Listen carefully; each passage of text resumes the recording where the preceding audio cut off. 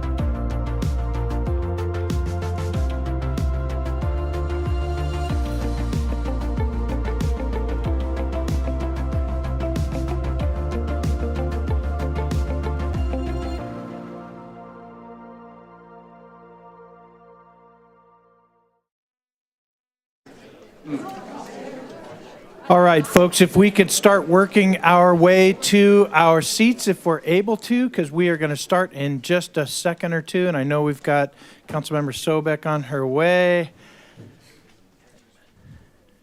It's great to see everyone tonight at our meeting, and hopefully we have a nice, comfortable meeting with everybody who is on board together as one city who cares about this place, just So like much we all support do. for Savage Chef tonight. I love it. And Savage Chef, we're looking forward to that as well. All right, so with that, I'm going to go ahead and call our meeting to order, and it is 6 o'clock. Today is Wednesday, January 17th, 2024. Mr. Melching, our city attorney, do we have anything to report from our closed session, sir? No, Mayor. All right, thank you. Madam Clerk, have you received any correspondence on the agenda for us?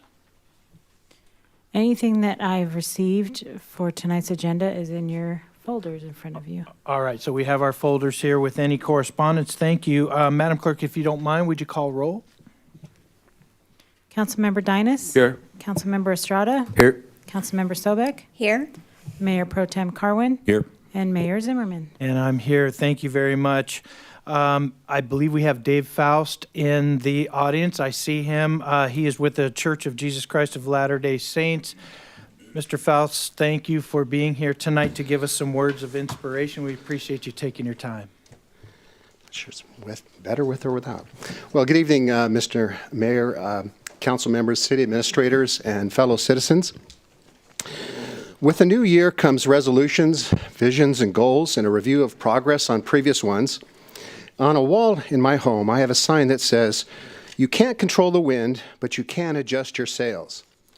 Well, many years ago, I owned a sailboat, a catamaran to be specific, and I had read books about sailing, but I had very little practical experience. In sailing, if your destination lies upwind, how do you sail there?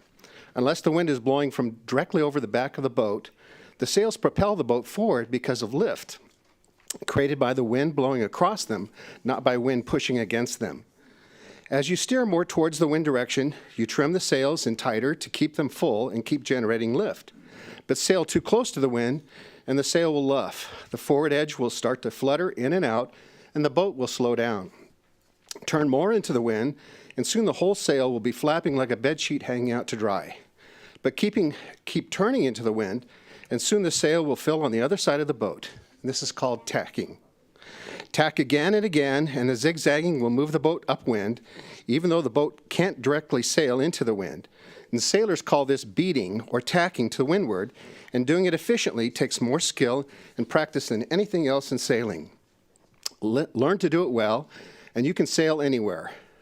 But a sailor must have a point on a chart, a vision, if you will, that even though they can't physically see, they know that if they hold their course, they will reach their destination.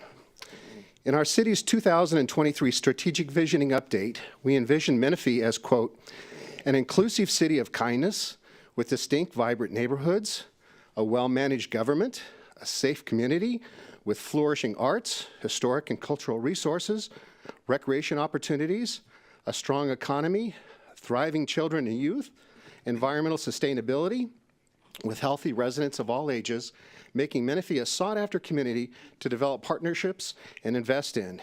We state that we will foster a feeling of community spirit and identity, as well as promote a sense of full citizen participation by welcoming and accommodating the needs and desires of current residents, future residents, and visitors, and where the spirit of volunteerism and neighborhoods work together for the common good to build a strong community, end quote. It is my prayer to our Heavenly Father that He will continue to bless the city of Menifee and that we will keep this destination in mind as we meet in this council each month during this new year, so that whatever ways the winds beat against us, we will adjust our sails until we reach this wonderful vision for our community. I say, in the name of Jesus Christ, amen. Amen. Thank you, Mr. Faust. We appreciate your good words. All right, we are going to do our Pledge of Allegiance, and I see that we have Vicki Carpenter here with us. She is a trustee with MSJC. Vicki, if you don't mind leading us, please. Let's all stand.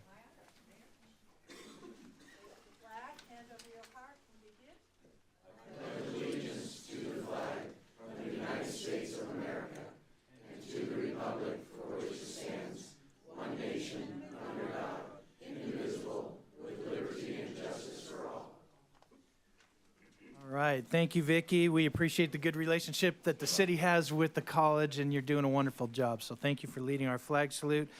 Council members, we're going to come up front now. We are on item 5. This is presentations, and we have 4 of them. And the first 2 we're going to do up front. So I'm also going to ask Stacy Hartfield if she'll join us in front of the dais.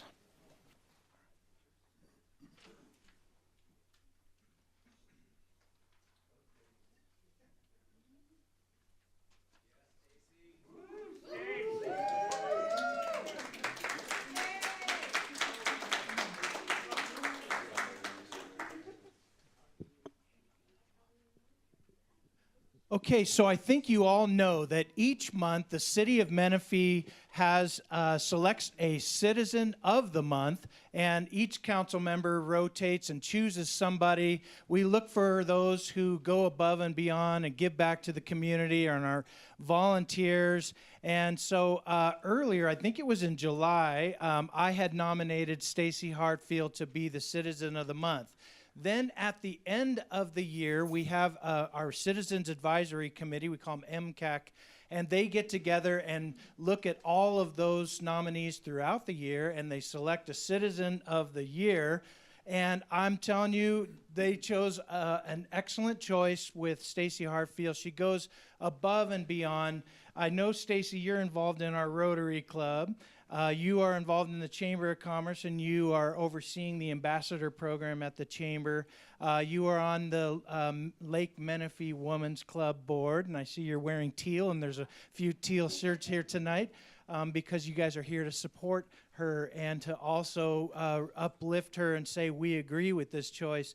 And then recently you joined the Boys and Girls Club board as well. And so we like to joke and say that Stacy is a professional volunteer. And I wish we had 100 more Stacy Hartfields in this community, but you are just the perfect choice, and thank you so much for being who you are and dedicating so much of your personal time to make this place the best it can be. So well done. How many of you are here because you heard Stacy was going to get an award? Look at this great support. I love it. All right, so I'm going to pass the microphone because I know some of my council members want to say a couple words too, and we'll start with our Mayor Pro Tem, Bob Carwin. Stacy, I can't go more than 15 minutes in a day without running into you at an event. It's fantastic, and you're always such a friendly face. You're always so welcoming, and you're always taking charge of the events and really moving these groups forward. You embody everything that we want here from our citizens in Menifee. You set a tremendous example, and I'm just thrilled to know you and participate in these events with you. Stacy, congratulations on this award. It happens to only one citizen in our whole city of over 110,000 people, so you're doing a great job. Every time I bump into you, I say, hey, Stacy, and then you say, oh, I gotta go to this next event. I'm like, okay, bye, Stacy. So you're doing a great job. Thank you for all your enthusiasm, not only in front of everyone, but behind the scenes. Behind the scenes work takes a lot of work to put on all the events and getting everyone organized. So thank you very much for your contribution to our city. Well, Stacy, congratulations. Well deserved to be chosen as our Citizen of the Year. And thank you to our MCAC. I saw some of our members here who helped. That is a tough job to go through all of those outstanding Citizens of the Month.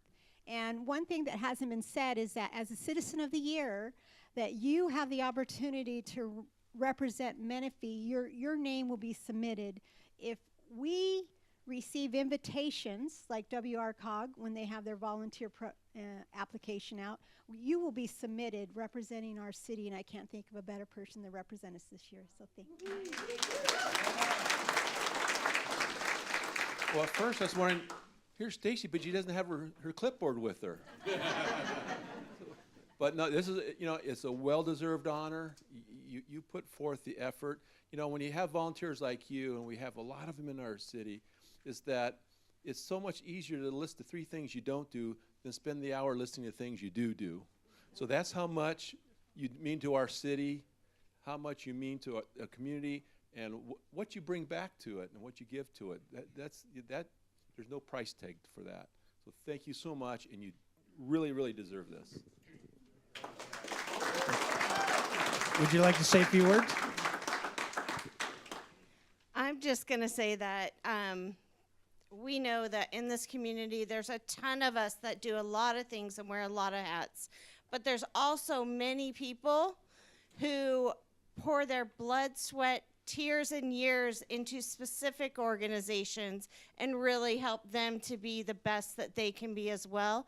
And those people, I know I tend to be everywhere, but there are a lot of people who maybe aren't exposed as much, don't get as much exposure as I do, but they need to be recognized as well. And I can't think of a bigger honor than to be selected for this town, because it has literally penetrated my soul, my everything, because I love representing this town. So thank you very much for this opportunity and this honor.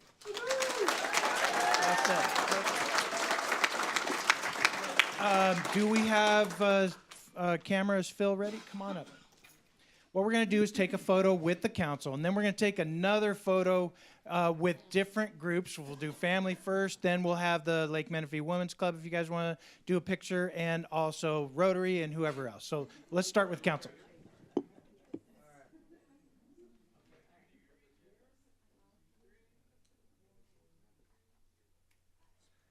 the way, this is for you to hang on your wall, and we hope it reminds you of this wonderful day when everyone was here to come and say thanks.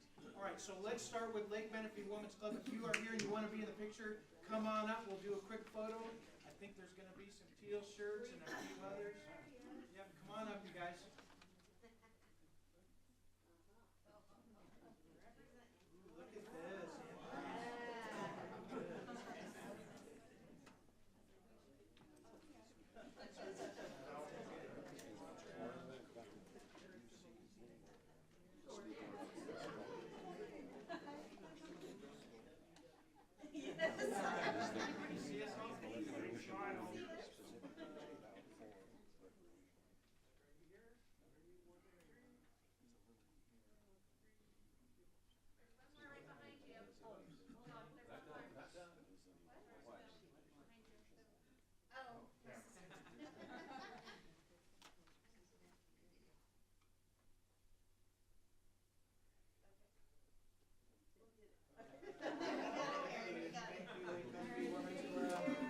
All right, next up, how about Rotary Club? And then we'll do chamber after that, and then we'll do family. Okay.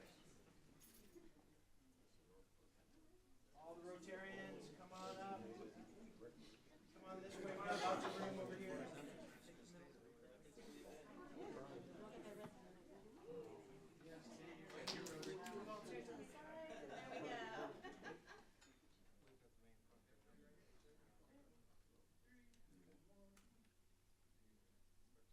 Thank you guys for being here. Chamber of Commerce, stay up here, Jason. Incoming president of the chamber board.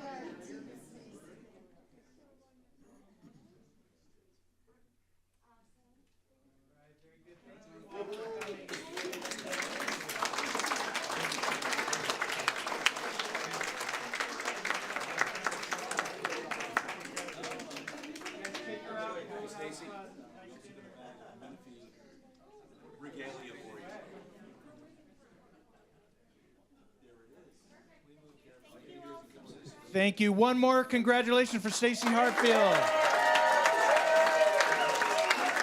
She was the 2023 Outstanding Citizen of the Year. That's an awesome accomplishment. All right, next up we have our business spotlight, and I'm going to ask our friends Dylan and Mario and Nikki, will you guys please come on up?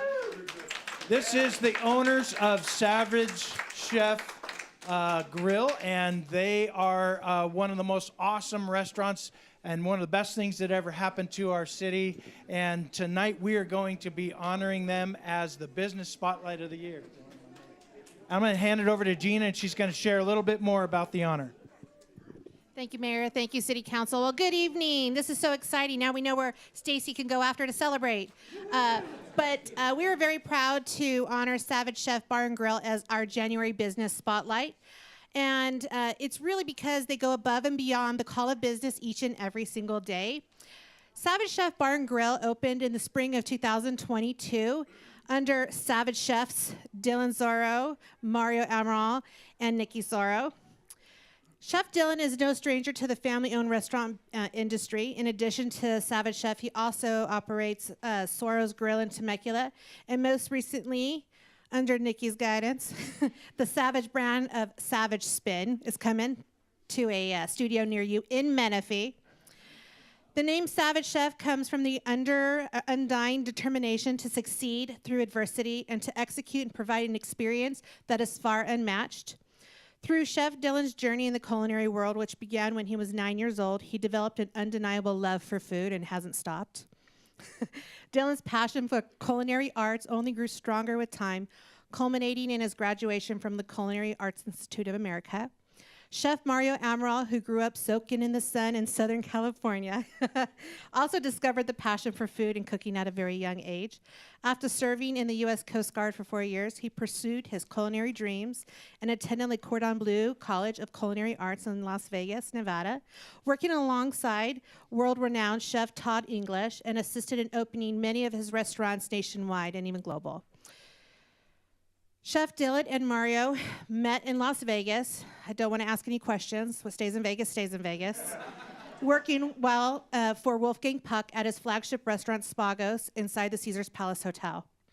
While the chefs are in the kitchen, she's more than a general manager and a mixologist, just want you to know.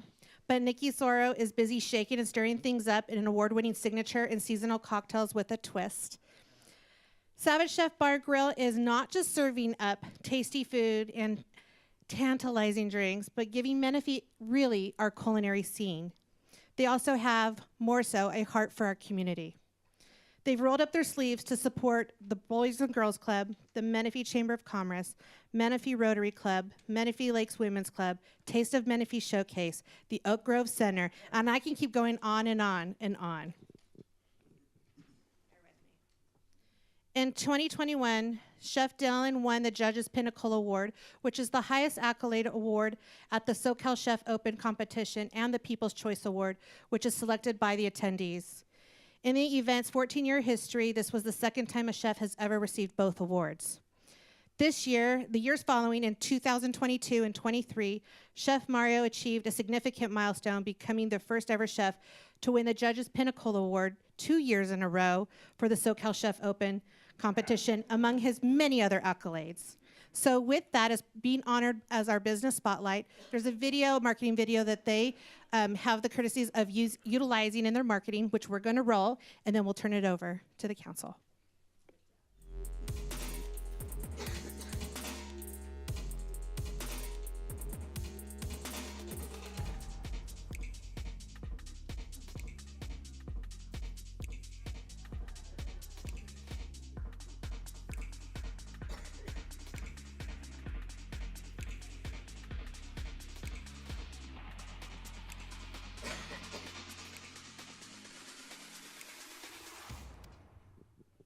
Very nice. So we are just pleased to be able to honor you and just be able to say thank you for choosing Menifee to relocate or to open a brand new restaurant. And it has been a tremendous success, and I just keep hearing all these great things everywhere I go. So thank you. Congratulations. I've asked Councilmember Sobek if she wouldn't mind reading our little proclamation that we put together that you can hang on the wall over there in your restaurant, and so I'll pass the mic to her. Thank you, Mayor.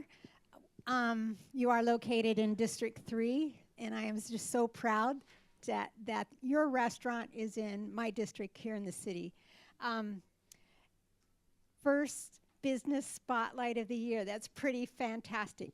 So it says here that Savage Chef Bar and Grill on January 17th, 2024, is in recognition of your dedication to the Menifee community and your continued commitment to improving the quality of life for our residents, signed by the City Council. We just want to say congratulations and love your commercial. I'm going to let all the council members say a few words, and then we'll let you finish up, okay?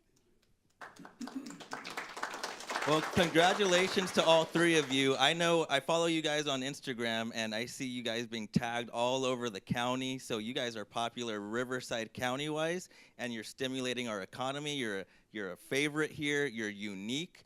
We talk about a unique identity in Menifee, and you deliver that. And we appreciate all of your hard work for the community, your investment into our community. And when I went there with my wife, she said it was the best salmon that she's ever had. So if you make my wife happy, I'll be back. Well, congratulations. You know, having a passion so early in life and then seeing fulfilled is both satisfying for yourself and for our community, what you've done for us. So thank you very much, especially wanting to do that at 9. I mean, when I was 9, I was still figuring out how to boil water. So yeah, it's amazing what you've done. Thank you so much for investing in Menifee and coming to Menifee.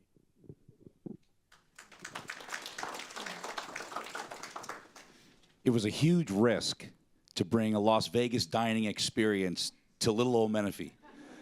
And we kept telling everybody, we tell every business that looks at Menifee, it's gonna work if you come here. And this is a shining example of elevating the expectations of our citizens, that you bring what everybody has been asking us for, something that is locally owned, something that is top quality, something that is world class, and the citizens have come out in droves. So thank you for believing in us, and thank you for bringing your talents to the city of Menifee. I'm just gonna add one more thing, and then I'd love to have you guys share a few words if you like.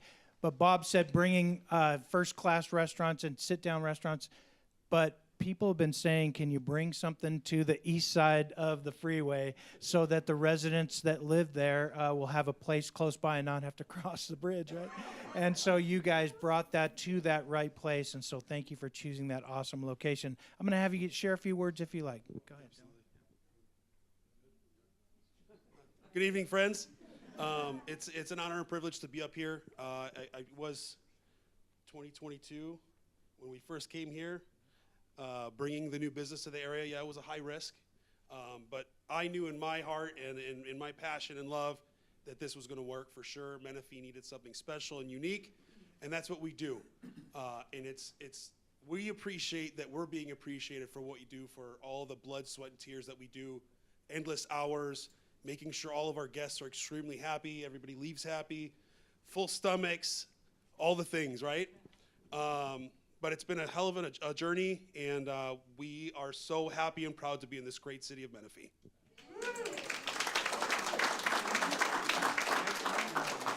Let's tighten up. We'll take a picture when Phil's...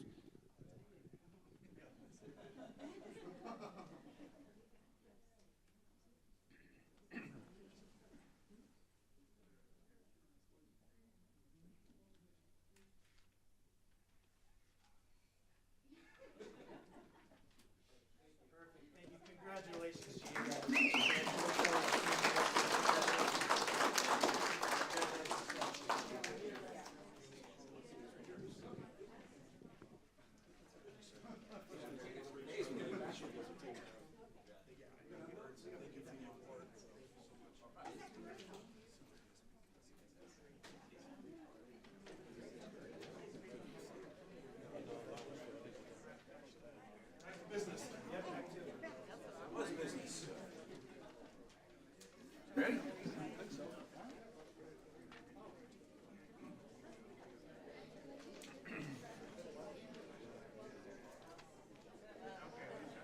All right, we're going to move along in our agenda. Our next item is our community services update. This is item 5.3, and I see Gabby Cow is at the podium. Welcome, Ms. Cow.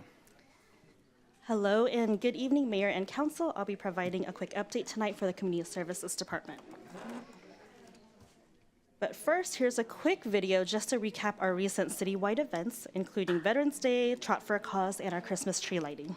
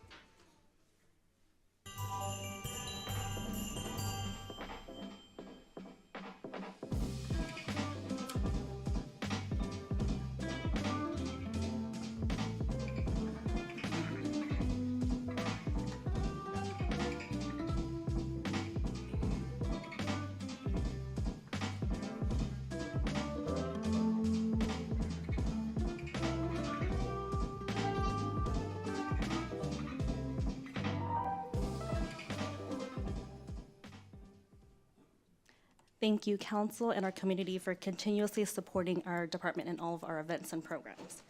So after just a quick break, we are kickstarting 2024 with a couple of upcoming events. On Saturday, February 3rd, we will be hosting our first ever adaptive sports fair here in Menifee at Spirit Park. We will have a variety of resource booths as well as hands-on demonstrations of sports that will be specifically tailored to accommodate all ages and abilities. On February 16th, we will be hosting our first art affair of the year. And the theme for our February art affair is Black History Month. We are still looking for additional artists and booths. If you are interested, please reach out to our department. And of course, in addition to our events, we still have ongoing programs and activities at all of our facilities. Our first basketball games of the season will be held this Saturday at Santa Rosa Academy with almost 300 participants. At the K. Santa Sarah Senior Center, we continue to have ongoing activities, programs, classes, and workshops such as transportation. We have karaoke coming up, our monthly food box at La Ladera, and of course, Name That Tune. Additionally, we have different types of programs and events at our Lazy Creek Recreation Center, such as Parents Night Out, which we still have a few spots left open, and our Disneyland field trip that will be coming up soon. For Healthy Menifee, we have outdoor yoga coming up on January 25th at La Ladera, as well as Menifee Moves at Remington Park. That is all of our updates for the month of January.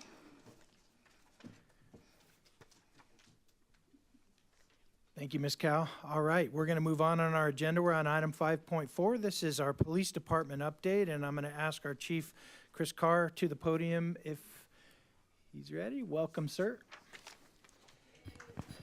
You got a fan. Good evening, Mayor and City Council. I'm going to see if it pops up here in a second. Okay, I am here to cover the October through December quarterly update. And here you'll see that we had nearly 13,000 calls for service during this time frame. Of that, 1,424 calls generated reports. So pretty good ratio there, as you can see the graph chart. We also had 830 alarms, with only 4 of those being true alarms. Those were business alarms with window breaks and after-hours calls. In addition to the 13,000 calls, we had 3,700 proactive incidents. So in addition to that, you had another 3,700 calls where officers were on site seeing violations, making contact with people that could have led to an arrest or at least an investigation. You'll see during the same time frame that our response times came in at 8:15 on average. And that's to include our priority one, pickup to en route. So that's your dispatcher grabbing the phone call, getting the information. And then for the officers to respond was about 5:51. So we're meeting our goals of 8-minute priority ones. And then you'll also see in our priority two, we came in at 18 minutes, which is a couple minutes under our goal of 20-minute. And then in the prior comparison, the prior quarter, we were 2 minutes longer in the priority twos, and that could have a bunch of variables, types of calls, amount of calls, investigative. So I think we're doing pretty good on our response times. And here you'll see during that period, all the arrests. During this period, I want to highlight this is holiday season time, Halloween, Thanksgiving, families getting together, Christmas. You'll notice domestic violence here that we've been tackling is actually our lowest arrest for this quarter, where predominantly this has been one of our bigger effects. So we'd like to thank our partnership with Safe Family Justice Center and the amount of officers out there doing the good work and following up with victim advocacy, helping to reduce these numbers. Moving on to code enforcement, they have 75 cases opened. During this period, they closed 154, with the remaining 343 cases. You'll see they spent quite a bit of time doing illegal sign removal and then follow up on administrative citations throughout the city. Here's our homeless and housing, our HOPE team. Here you'll see 32 new contacts, which was actually lower than the prior quarter. Our repeat contacts, 365. Again, I want to iterate that is not 365 individuals. That is just our repeated contacts of the same, daily interactions, trying to get services offered. And then the same here, 520 services.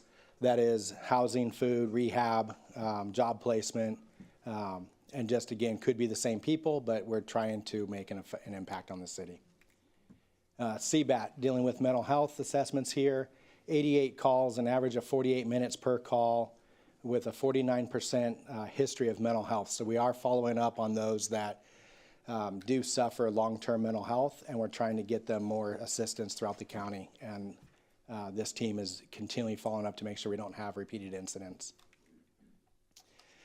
And then we're just going to close out the report with some of the activities that we had during this time frame. The Faith and Blue at Spirit Park, our Halloween event, trunk or treats, and various community outreach, Cookies with a Cop, and this again during this period, just various community interactions, lunch with individuals, school time activities, and then our last wrap up, the tree lighting event and other Christmas parties.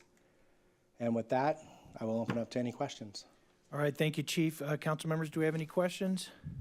Hearing none, thank you so much for your presentation. We appreciate all the updates. Thank you. Okay, we're on item 6 now. This is agenda approval or modifications. Madam Clerk, do we have any modifications to our agenda this evening?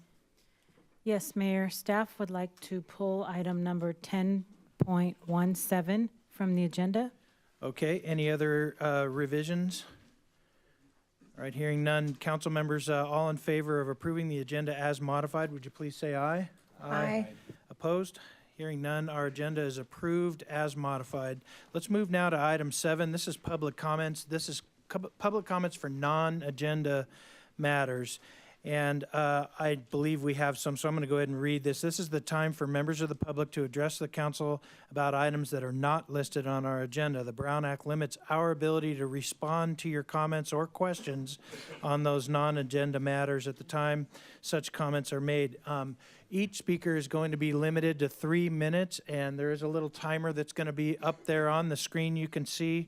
So with that, Madam Clerk, would you please call the first speaker for non-agenda matters? First up is Greg August. All right, welcome, former councilman. Well, I just want you to know this is not a MAGA hat. It's a North Course hat, and this is a Cherry Hills shirt. And I don't want them to close any more golf courses. I'm running out of clothes and body parts, okay? So anyway, let me take this off.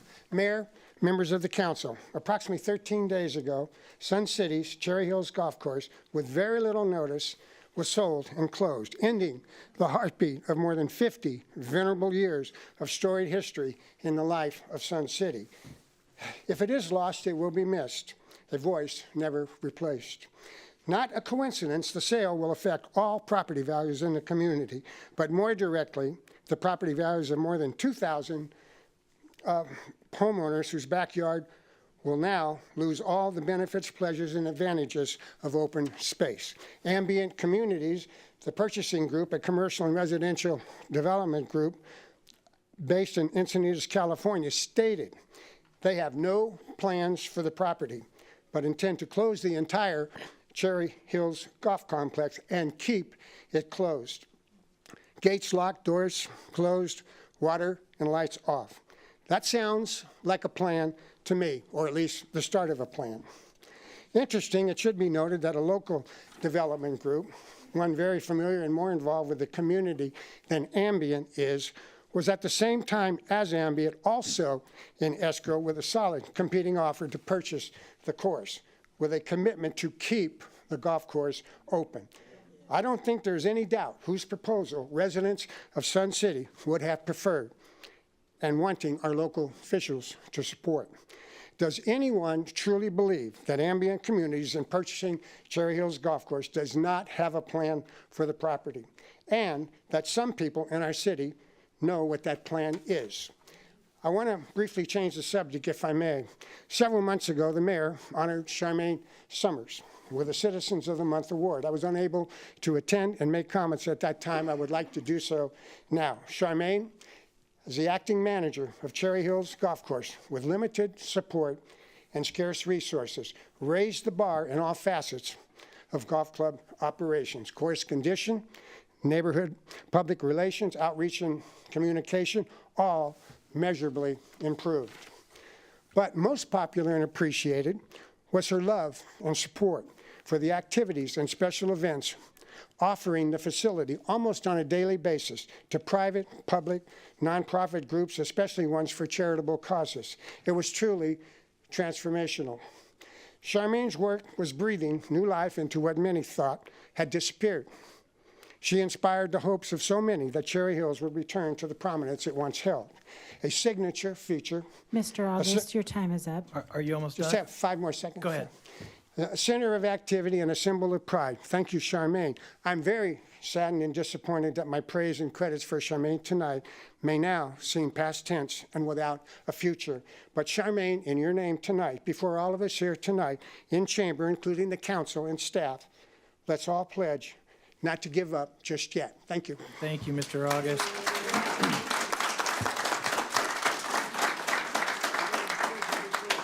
All right, thank you, Mr. August. Madam Clerk, next speaker. Next up is Bob Furman, followed by Mark Wade.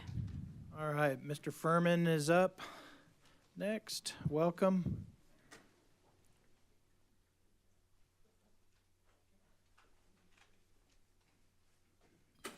Good evening, gentlemen, ladies. I am the commissioner of the Menifee Senior Softball League. We've been pretty active in this community for 22 years. Just recently, as far back as September 1st, we play at Valleywide Parks and Recreation Parks, and they recently increased our fees from $1,000 a year for our 9 teams and 120 seniors, 55 plus, to $9,000. Okay, that's a 9-fold increase. I've had 3 meetings with the general manager and the board of directors. They cannot give us a reason why, except that raises were past due. Okay, they don't answer to anybody.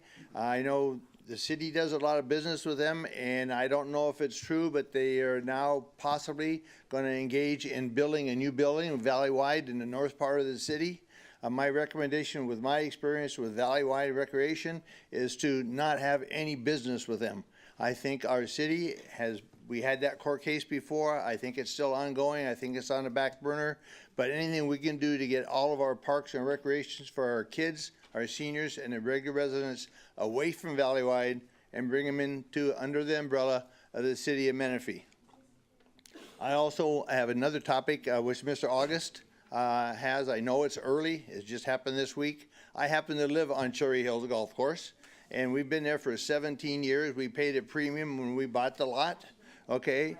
I don't know if there's any, whatever the plans is, if it's secret or not secret or it hasn't been proposed yet, but I think one of the things that should be thought about is a remuneration or refund to the people who paid special for those lots to be on the golf course, not only the North Course, but at Cherry Hills Golf Course, which I golf at. I got a minute 12. I can defer my time to the next speaker, or if that's all I got, that's all I got. But Valley-wide is not good for Menifee, and closing the golf course is not good for Menifee. Thank you.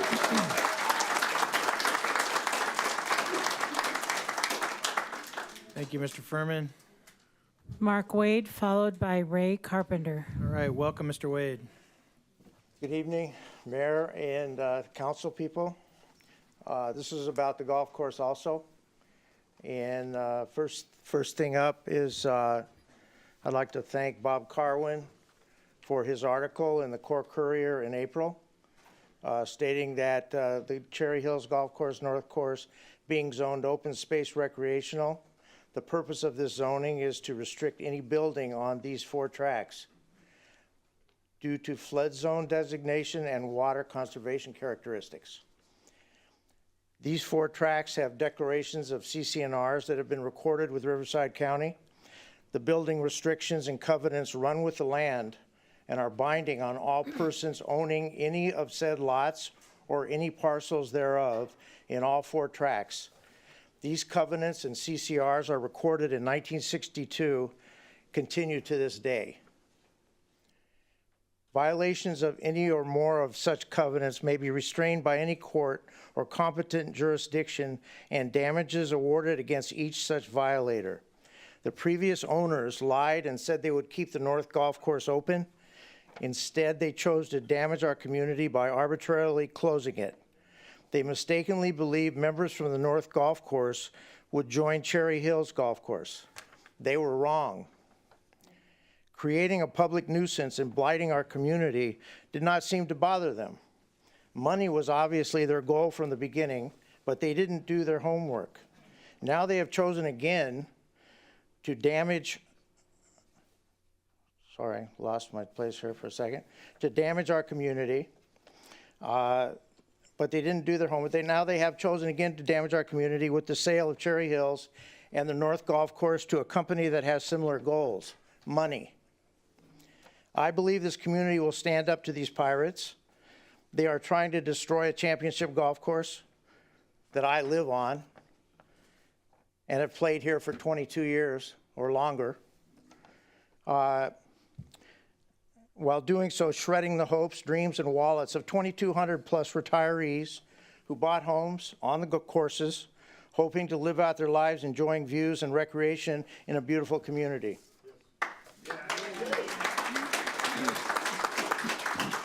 In closing, we will organize and vote against any zoning changes and any council members, mayor, attorney, or city manager who will allow this destruction of our senior community. Thank you for allowing me to speak, and hope to see you out playing golf once the course is open again. Thank you, Mr. Wade. All right, next up, I believe, is Mr. Carpenter. Yes, Ray Carpenter, followed by Cindy Tarr. Mr. Mayor, City Council, good to see you. In 2002, the wife and I retired, moved to Colorado, where we purchased 12 acres of wide open spaces in the mountains of Colorado. It was at that point that I had horses. I rode the hills and Rocky Mountains of Colorado for wide open spaces and good fresh air. In 2016, we sold that property that we called Close to a Ranch and moved to California to be close to our kids. And coming off of that space, we knew that we needed open space. So we purchased our home on Portsmouth Drive here in Sun City, looking definitely across to the 15th green, straight down the 16th fairway, wide open spaces, no obstructions. And I began to play golf there and have played there for the last 7 years. For 2 to 3 years, there were rumors of the possible sale of the Cherry Hills Golf Course and what might be considered for its future. And now those rumors are factual. The course has been sold as far as I understand. There are now several rumors going around about the possible uses of the property, most of them containing the words construction and build. It is our understanding that a large amount of this property is considered to be in a FEMA flood zone, and according to Bob Carwin, progressive and passive recreational properties. If that truly is the case, in order to build or construct anything, zoning codes must be changed. If that is the case and the intention of the council, the citizenry of Sun City, and particularly those of us who live on the golf course, are deadly against it, and we will take every steps that we can possibly take to stop the change. Thank you. Thank you.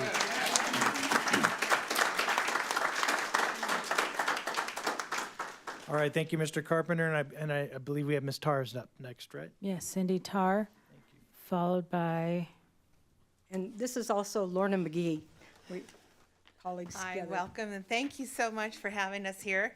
My name is Lorna, and currently I'm the president of a crochet knitting class at the Senior Citizen Association. We have our classes on Mondays, every Monday from 11 to 3.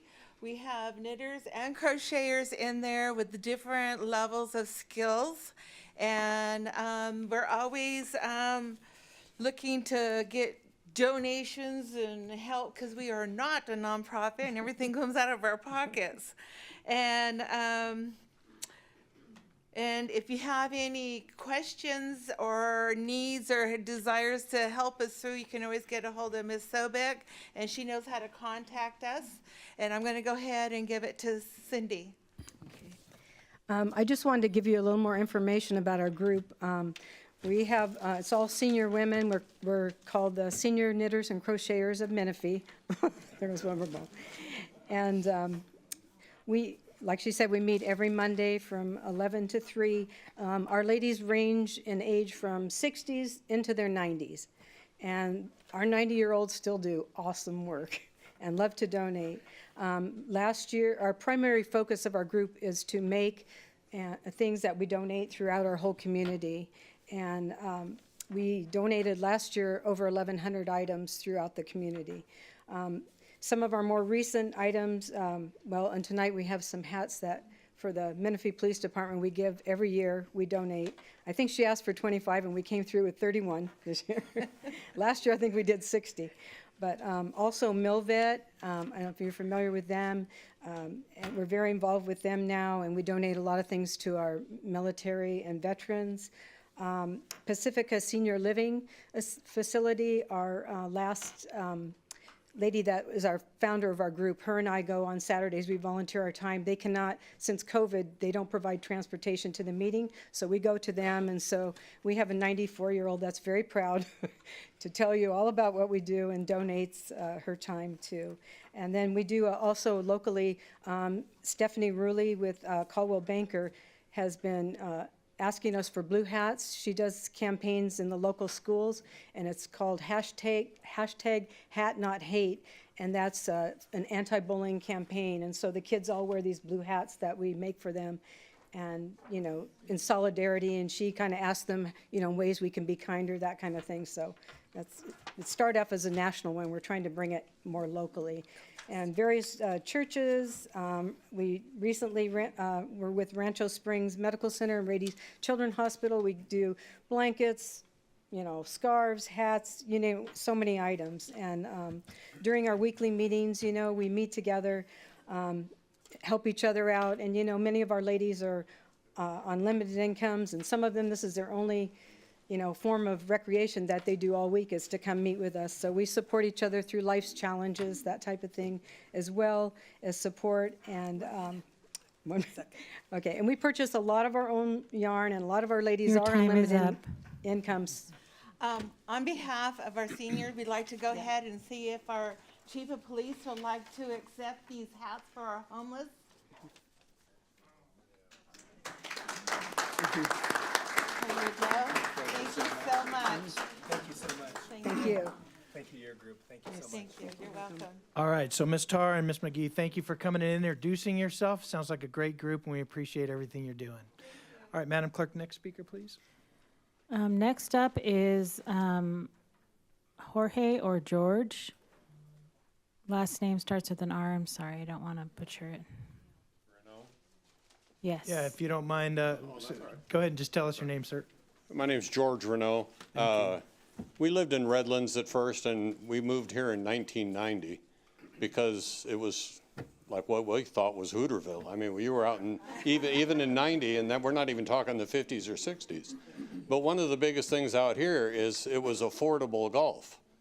And that was the whole draw to this whole area. I play over 50 different golf courses in this whole part of the state. And golf is getting almost out of control in price. And thank you to a lot of the managers and the people that ran the course. They made it very affordable for somebody retired on a set income.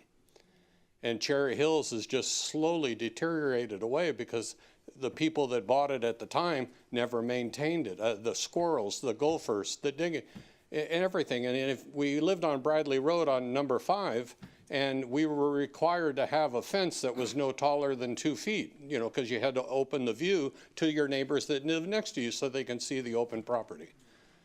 Well, now you're going to develop it or change it or turn it, and then now what are you going to do with a 6-foot fence behind your house? Who covers all of that? Who takes care of all the animals? Who trims all the trees?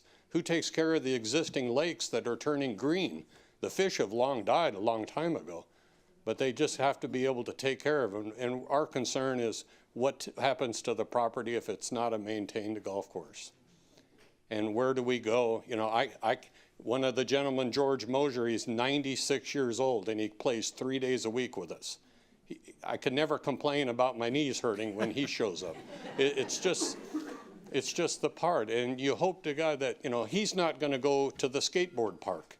He's not going to go over to the basketball courts. You know, it's everything he does to come out and play golf every day. And Sun City has given him that choice with Cherry Hills. So thank you very much. Thank you, Mr. Renette.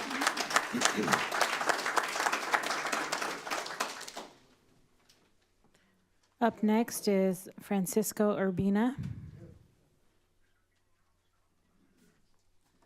Good evening again, members of City Council, fellow Sun Cityans. Quality of life. I'm here because I'm going through a contentious divorce, but that too shall pass, as the Bible says.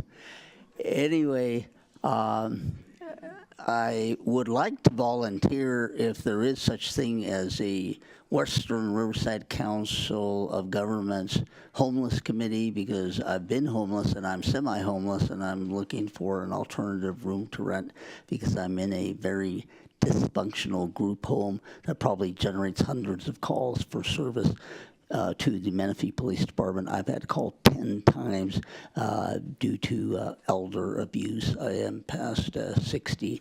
But anyway, this city in many respects has a better quality of life, I think, than Marietta or Temecula, and I completely understand, Mayor Zimmerman, why you moved from Marietta here, and I may follow course after my divorce is concluded. Ideally, I'd like to purchase a lot on a hill and have a mid-century modern home, prefabricated, but that looks like a Frank Lloyd Wright home or an Albert Frey home in Palm Springs. But more immediately, I'm looking for a room to rent, an affordable room to rent somewhere, and I'll be reaching out to various public agencies. But I also want to say that, you know, at night, again, traffic, we need more reflectors especially when it rains, you can't see where the white lines or yellow lines are, and that is something that I don't think would cost an arm and a leg to aid our senior citizens, including this one elderly nurse that works in Hemet.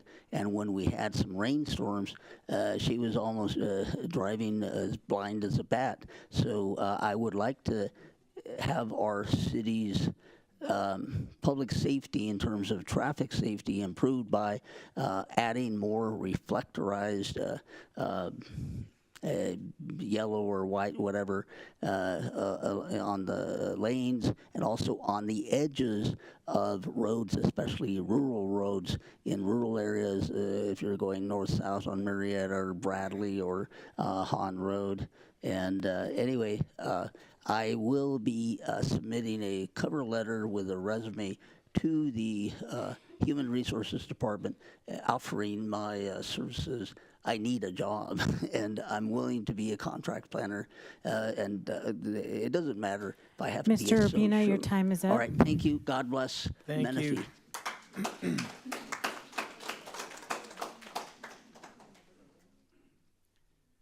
Any other speakers, Madam Clerk? There are no other speakers. Okay, thank you very much. All right, well, we appreciate everybody coming and speaking, and just to be clear, the city is not buying the golf course. We're not developing it, but maybe Councilman Carwin can give an update soon about an opportunity where the actual developer is going to host an event for the public to come and share your concerns directly with them. They're the ones who have the property, so not us. All right. With that, I'm going to go ahead and move to our next item. This is item 8, council member comments and updates, and I'll start with Councilman Dinas. Thank you, Mr. Mayor. Just real quick, since we'll probably all have a long list, being having a couple meetings off, I'll go quickly. Back in December, we had a finance committee meeting. Attended the menorah lighting for the city. I attended an RTA board of directors meeting. We had a sphere of influence meeting for with the Winchester community. And then this year and last week, I attended the Student of the Month. Thank you. All right, very good. Thank you, Councilman Estrada. Thank you, Mr. Mayor. On December 12th, I also attended the menorah lighting. That was a very nice ceremony. On December 14th, I attended the ribbon cutting for the Santa Rosa mural. The school now has a mural on display for everyone to see driving down on Hahn. And on December 16th, I attended an Audie Murphy HOA town hall meeting, and that was very nice. The community was very happy to have a representative come there and answer their questions. That is all I have. All right, very good. Councilmember Sobek's next. Thank you, Mayor. I just, as you know, many of us went to some of the same meetings in December, and just hope everyone had a wonderful holiday, and just wish you all a happy new year. I just wanted to highlight just one activity in December that some of you may not be aware of. And I actually see a visitor here in our room, must be down from the South Pole, because I thought you were, I thought that person was here at our Santa's Workshop visiting Mrs. Claus. But anyway, Santa's Workshop is an annual event that happens here in the city of Menifee. And tonight, I just want to highlight the volunteers.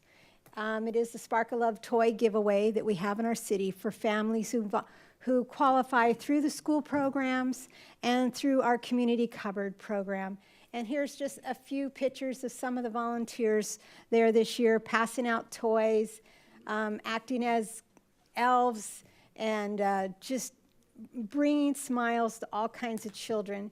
Oh, no, now it went away. Can you guys get it back? Because I lost my pictures. Okay, there we go. But there was many families that attended from morning until afternoon. Like I said, we had wonderful volunteers there. There's a picture of the whole group with Debbie Mannion, who's been doing this for years, and her committee. And I just want to thank Mr. and Mrs. Claus for coming and visiting us and bringing joy to the children's faces. It's truly more than a toy giveaway. The families come, they get a picture with Santa. The children get to go pick out a few presents, and then they get to go pick out more puzzles and games and a coat or a sweater, and it just go and get a cookie at the end. And so just remember this for next year. This is something we do in the city of Menifee. When you see the Spark of Love toy box at any of our stores, organizations, or firehouses, all of those toys stay in the city of Menifee. So I just want to say a big shout out to the volunteers this year, because without them, this would not happen. So that's just my highlight for tonight. All right, very good. Thank you for your report. Mayor Pro Tem Carwin's up next. Thank you. I wish all of those people hadn't left, because I'm about to give a very important piece of information about the golf course. On February 2nd, at the Fairfield Inn, the new owners of the Cherry Hills Golf Course are going to be holding a community meeting, and all are invited. It's going to be at 9 a.m. at the Fairfield Inn conference room, right over here in Town Center, and there will be an opportunity to give input, to get information from the owners, and to give some feedback on the thoughts about the property. They've also, the mayor and I had an opportunity last week to meet personally with the representatives of the golf course, and they told us that they plan to do several meetings over the course of the next few months, because some people might not be able to make them because of the time, location, and date. So they're going to try to do a series of meetings to make sure that everyone has an opportunity. And there's also, they have set up a website. It's Ambient Communities, and they've set up a page on their website where you can sign up for updates and RSVP to the meetings and find out about new meetings and submit questions online to them. And I've talked to the representative, and they do get back to people. They've been getting a lot of them, and so I encourage everybody who has information. Again, the Cherry Hills project, we're calling it that now, is not a city deal. It's a private interaction. So we're directing everybody directly to them, because otherwise it's just us repeating what people say. So go hear it directly from them. In addition to that, things that I've managed to do over the last, and I'm sure I'm going to forget a couple because it's been a while, but I attended a Chamber of Commerce Wake Up Menifee at the Fairfield Inn. I was at the menorah lighting at Central Park, which is always just a tremendous celebration. Love the energy there.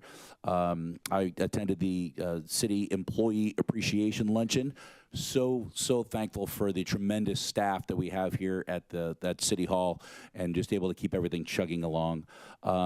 I attended the ribbon cutting unveiling of the Santa Rosa mural. So now if you're driving down the 215 and you look off and you see the white Santa Rosa building, now it says Santa Rosa Academy. I didn't know, but they get a lot of questions asking what that building was from the freeway. People thought it was a prison. So I'm sure if you ask the students, if you took a poll, I don't know what they would say. But now you know it says Santa Rosa Academy over there. I noticed when I was coming in today. The mayor and I took a tour of the Nova battery storage facility that's up in the northeast corner of the city. A tremendous facility, largest in the United States. And just we learned a lot about the safety that's going on there, the protocols, and the power that it's going to be able to generate. It's a facility that pulls power from the grid during the day, during the peak hours, and stores it so when there's less being generated, they can put it back out into the community. It's really going to help the community, I think. I attended a Chamber of Commerce mixer at Savage Chef, who was here earlier. I encourage you all to go. They're fantastic. I attended the WRCOG, Western Riverside Council of Governments Executive Committee special meeting for a strategic planning session, which was fun. And lastly, I think it was just today. Was this just today? The Wake Up Menifee at California Coast Credit Union. It was a new facility that's opened up over here off of Newport, and I think that's all I have. Is that enough? That's enough. All right, thank you, Mayor Pro Tem. I'm going to be quick because, as Mayor Pro Tem said, this is since our last meeting, December 6th. So on Thursday, the 7th of December, I went to a You Matter collaboration meeting.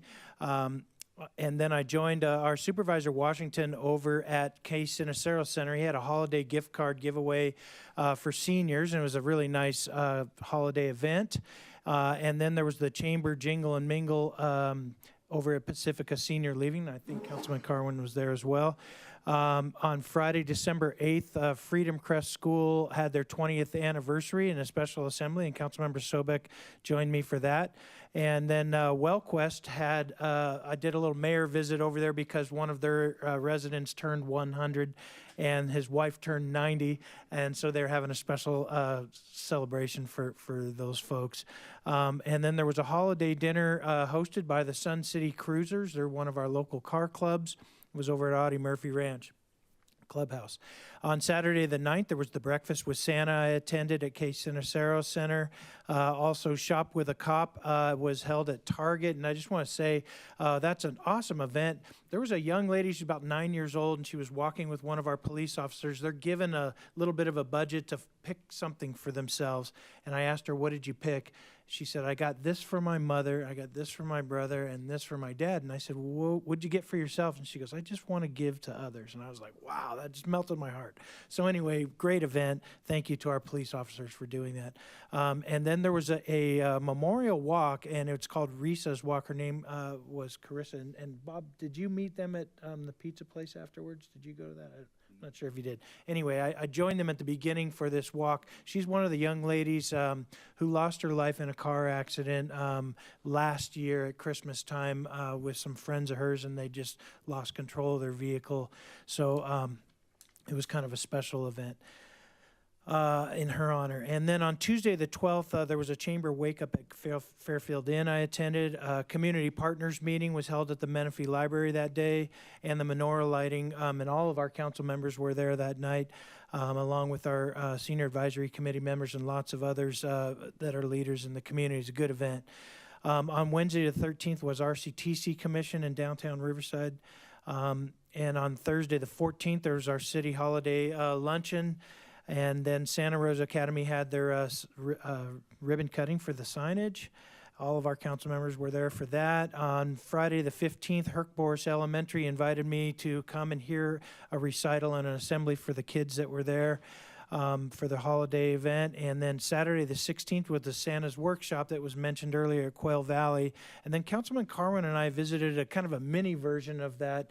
It was held over at Lazy Creek Rec Center. It was a holiday event, but there was toys that were given to kids. And I wanted to just thank Shadell Watkins for doing that and I collecting knew I'd those forget kids one. for That's the kids. one I forgot. And thank you for being there too. I think it was great that we were there to support that great program. It's brand new and it's going to grow.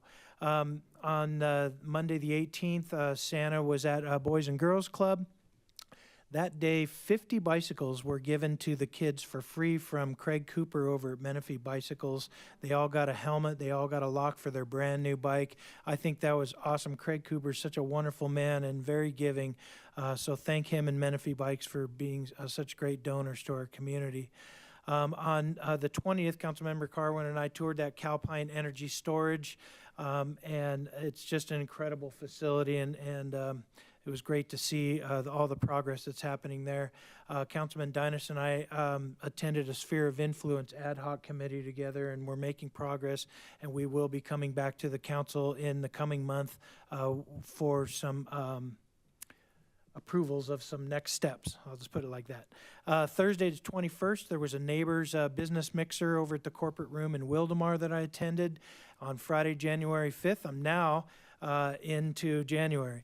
Murrieta Temecula Group held an event over at Wilson Creek Winery, and the county CEO, Jeff Van Wegnen, was there and gave county updates and regional updates. On Saturday the 6th, I went to the Gale Webb pump track because it was our dig session. It's kind of a cleanup day over there, and there's all the rains created a lot of weeds and all, and it was great to see a bunch of volunteers that were there with shovels and rakes and making their park the best that it can be. And I just wanted to say thank you to our park rangers for also being there and coordinating that. And then on Tuesday, January 9th, there was an Interfaith Council meeting that I attended. And then the Southwest Higher Education Coalition meeting was held at the Murrieta Library that day at noon. And then Wednesday the 10th, I went to RCTC Commission in Riverside. Thursday the 11th, Chamber Mixer at Savage Chef. Friday the 12th, grand opening of Vienza. It's part of the Europa Village winery, and the Rancon folks are developing that, and it was great to see. We in Menifee are going to benefit from that whole tourism and things that are happening there in the Temecula winery areas. All right, Tuesday the 16th, there was a wake-up mixer at California Coast Credit Union. That was yesterday.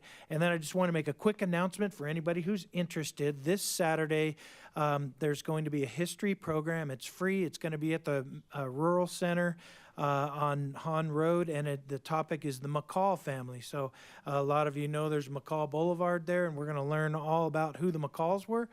Both Fred and his son Floyd were county supervisors representing our area back in the day. So anyway, please come Saturday, 9:30 a.m. at the Rural Center. That is all I have. Anybody else have anything else? Hearing, yes? You need some water. Right? That was a lot, huh? Well, it was an entire month, so I went as fast as I could. All right, let's move on now. We are now on item 9. This is the approval of the minutes from November 1st, 2023. If there's no changes, I'll ask council members all in favor of approving those minutes, please say aye. Aye. Opposed? Hearing none, our minutes are approved, and we're now on our consent calendar.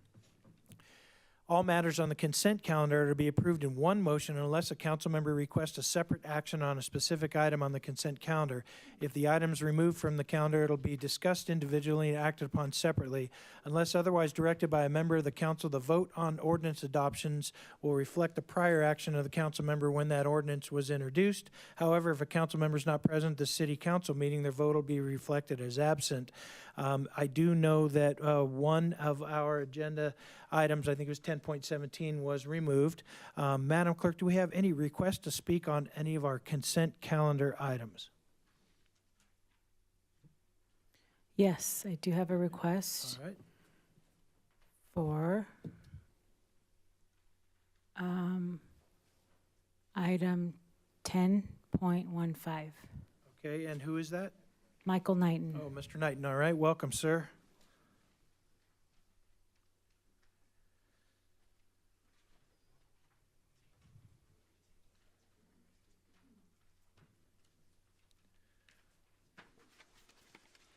And just to be clear, 10.15 is an acceptance of landscape improvements for Hidden Hills KB Homes.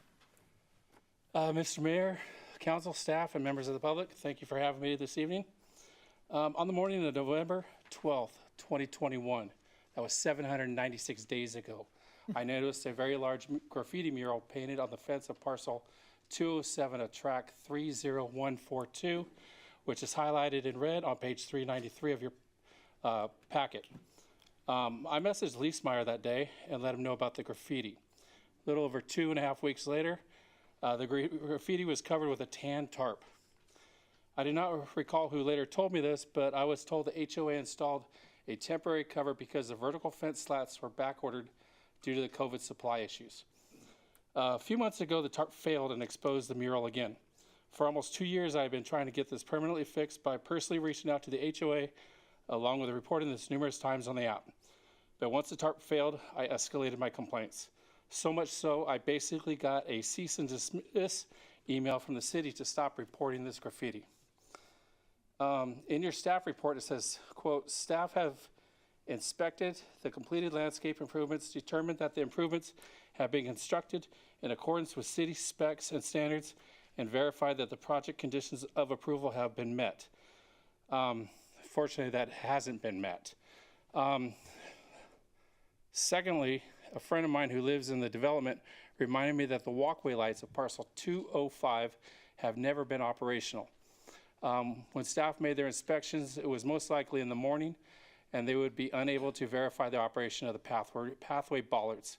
Last night, I drove over to check out the lighting. My friend was correct. All the lighting in parcel 205 is non-operable, and I observed the lighting in parcel 206 was also non-operable. In order to fix this, it could be upwards of $100,000, depending on what parts are needed. Taxpayers should not be on the hook for this. My suggestion tonight would be to continue this consent item until the February 7th meeting, giving KB 3 weeks to conform to their conditions of approval. At this moment, these parcels belong to KB, but if you approve it tonight, they will become city property.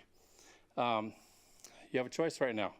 Put the financial burden on fixing these issues on KB or on the taxpaying citizens of Menifee.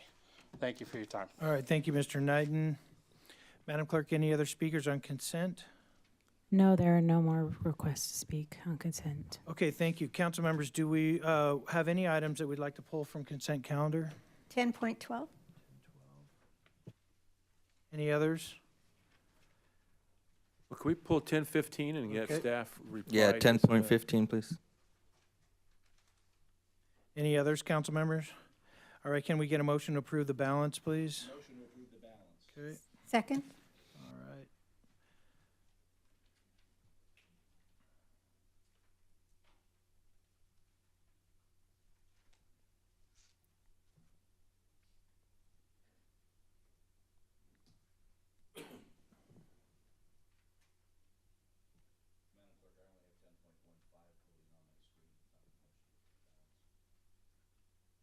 Let me set that up.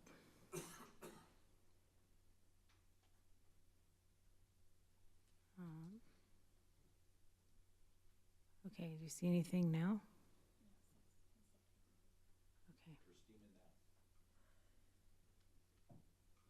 Okay, I see the balance was approved unanimously, so we'll go ahead and take our first pulled item. This is item 10.12. It was pulled by Councilmember Sobek.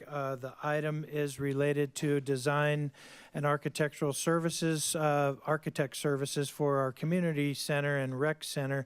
Councilmember Sobek, did you have a question, or what's your pleasure? Yes, I have a few questions. So first of all, I'm happy to see this is coming forward. This has been something that our residents have been asking for, is more community centers. And I know this is only going to be for the design and the engineering, architectural. They did say in the report that there was a spec, but I didn't see anything in the report with potential ideas. It had some listed, but there was nothing in there. We're not going to use those, or? What do you mean? So possibilities to be able to use they inside said- the facility? Yeah, inside the staff report, it mentioned that there was Like an example of what you're looking for. offices, recreation areas. Yeah, and I was kind yes. of looking for that. Well, but I we didn't see haven't it. completely. We're going to have some community workshops as well with this, just to be able to make sure we know exactly what the community wants and what is needed. Like we said in the staff report, recreation services that are there. So if groups want to come be able to use that, any kind of possibilities of being able to sports or anything like that in there. So there's just those kind of possibilities that we want to work So with. is there an option for a gymnasium there, is what I want to know. There is still an option for that, Okay, yes. because we heard that loud and clear. There's no indoor volleyball, not enough basketball. You know, our city basketball league now is having the practice outside. The one comment it did make is that they were looking at computer stations. And I just want to say, it's right next door to a library. We don't need to duplicate that type of thing if there's needs in other areas. So, I just want us to remember that when we did have our community outreach, they were asked for indoor recreation areas. Even though there is a gymnasium that can be used part-time across the street, there's no adult indoor recreation during the day for pickleball or even adult volleyball indoor. So I just wanted to bring that up. I'm happy this is coming forward. Look forward to this, to see what it's going to look like. And I'll just approve this item. Make a motion to I'll approve? make a motion, we approve 10.12. Okay, and I'll second it, but I think maybe Mr. Nix might want to just provide a little extra input. Yes, thank you, Mayor. Good evening, Councilwoman Sobek. Just to emphasize what Mr. Howell provided, this proposed agreement with TSK our architects, we put that in the proposal specifically to look at those different things, and they have an engagement plan where they're committing to do 2 stakeholder community workshops. We might work with the library to have it right there on the site to make sure we address those issues. And then also they're planning on bringing it to the Parks, Recreation, and Trails Commission once we get those initial designs. But definitely we're in the very beginning stages. They listed a lot of different options, but having indoor recreational amenities, we heard that loud and clear during the master plan. So that is definitely an option for this community center. Right, and I wanted to speak up again for the residents and just make sure that that was on record, that was something that was mentioned loud and clear to us. And it wasn't even mentioned in the report, a gymnasium and so it mentioned recreation areas, but I just wanted to make sure we're clear that we need those type of facilities endorsed. So thank you. We do have a motion and a second, but I do want to say I'm really pleased to see this moving forward. Thank you for bringing this today. I remember it was about 2 years ago, Mr. Nix, you took Councilmember Sobek and I to downtown Riverside. We met with our supervisor. We expressed the nexus and need for this excess property. And a few months later, maybe 6-8 months later, the county approved that and we obtained that land. And then that same year, we had some carryover funds in our budget.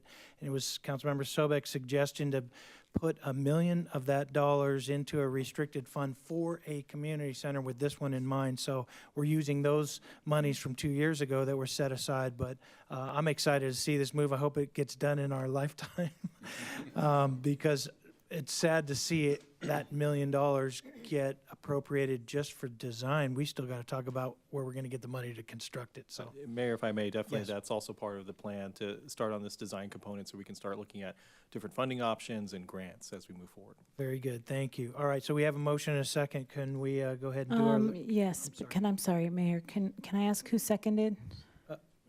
Yes, I did. Okay, Yes. Sorry. I forgot that. I then there you go, there's the vote. I'm sorry.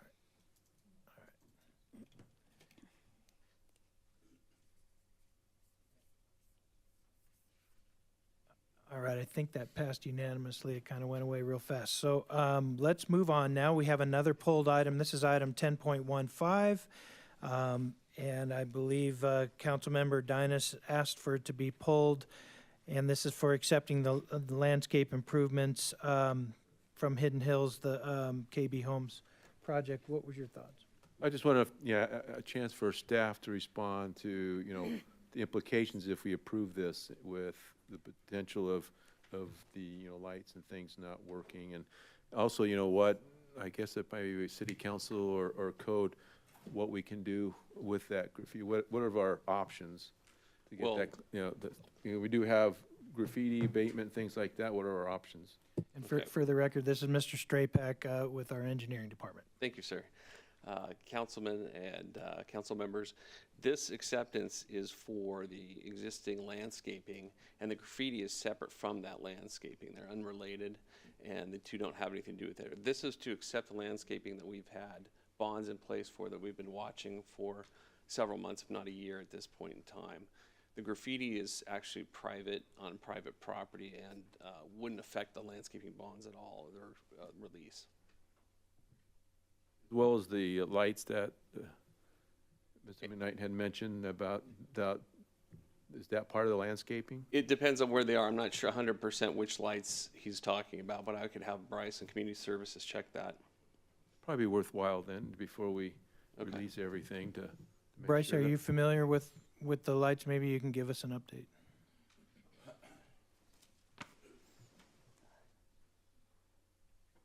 So there are bollards that are walkway lights through the paseos, and then there are park lighting that are on there that are working. So we'll definitely tuck down those lots. I'll see exactly where those are. What if anything isn't working? I know when we did our inspections, we're able to turn them on. We're able to see everything that was working. So it could be turned off at a pedestal, or it could something simple like that. So we're definitely going to look into that. All right, very good. Thank you. Councilman Estrada is next. Yes, I have a couple questions just about the process of how this works. Does the city ever judge acceptance of public improvements based off graffiti being on sidewalks, or is there? Yes, it has to be clean, has to be meet specifications. All of that graffiti is especially one. Graffiti on sidewalks is a great example. We wouldn't accept that. Okay, and just to be clear, this graffiti is falls within the purview of the HOA. That's private, my understanding. Private Unless somebody's property. out there, yeah, correct. Okay, thank you. Any other comments or questions? Can we get a motion, council members? I'm not clear that from the remark that was made, that with the lights, they still need to go out and check the lights. So if we approve this, how is that going to work? So I'm one of the ones, excuse me, that was on inspection for the landscape that was there, that approves it through Community Services, and they were working as we've inspected. I have seen them work, so that's why I just need to go out there and see why they aren't on right now. That could be because they were like I said, turned off by the developer, but I know they have been working prior to us saying that we were ready for acceptance. So can we make a substitute motion to approve this item, that the bonds can be released after after our park inspection's done, and making sure everything is clear?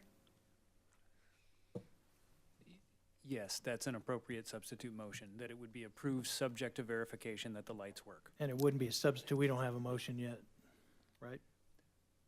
You're correct. Thank you, Mayor. Yeah.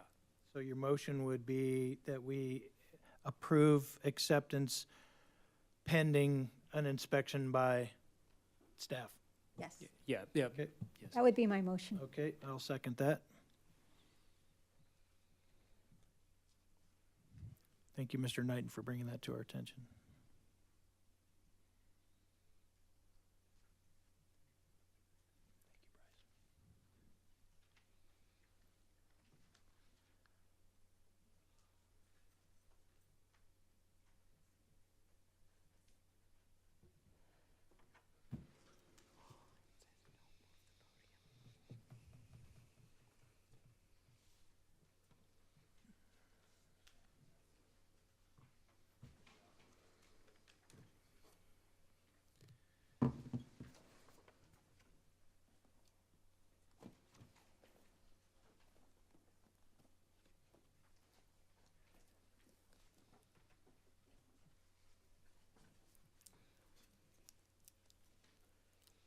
I see everybody's screen has a green circle on it, so I'm going to assume that it passed.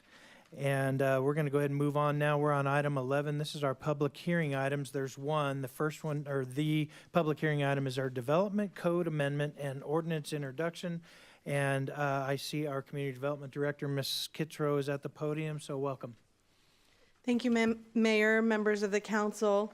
Before I get started, I want to recognize the members of the planning team that worked on this development code update.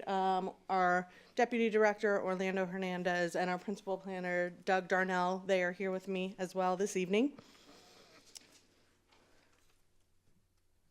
So the item in front of you this evening is a city-initiated development code amendment that would update the development code to be in compliance with the latest state housing laws. It would also implement several of the program actions in the adopted housing element and are necessary to maintain compliance with our HCD certification for that housing element. And then there are minor administrative cleanup and general plan consistency amendments also included. So why are the changes required to comply with state law? As you're aware, the state over the last several years has declared a housing crisis. Since 2017, there have been over 140 housing laws passed at the state level. The courts have repeatedly ruled that state housing laws supersede local laws due to the declared housing crisis. The amendments are required to keep our housing element in compliance. And it's important to note that without these amendments and without that compliance, there are penalties for non-compliance, and these can be severe, ranging from financial penalties to the loss of our permitting power. I also want to note that regardless of the adoption, the state laws are in effect and we are required to comply with them. So in your packets, you have a section attached to your ordinance of all of the proposed red line revisions. This gives you a summary of all of the chapters that are being proposed to be amended as part of this development code update. But rather than go chapter by chapter, red line by red line, I'd rather take the time to talk to you about the largest pieces of changes as they relate to state law provisions. And as we go through these slides, you'll see the program actions and state legislation numbers being covered by the code amendment.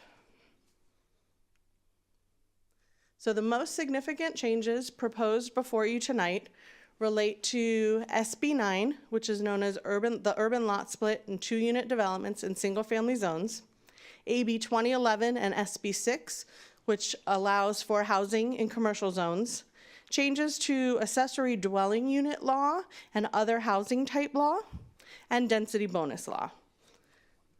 All of these laws are complicated, and so I'll do my best to summarize the changes. The first one, SB 9.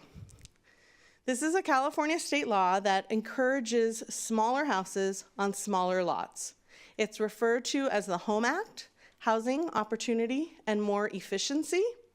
It allows for urban lot splits and 2-unit projects by right in single-family zones.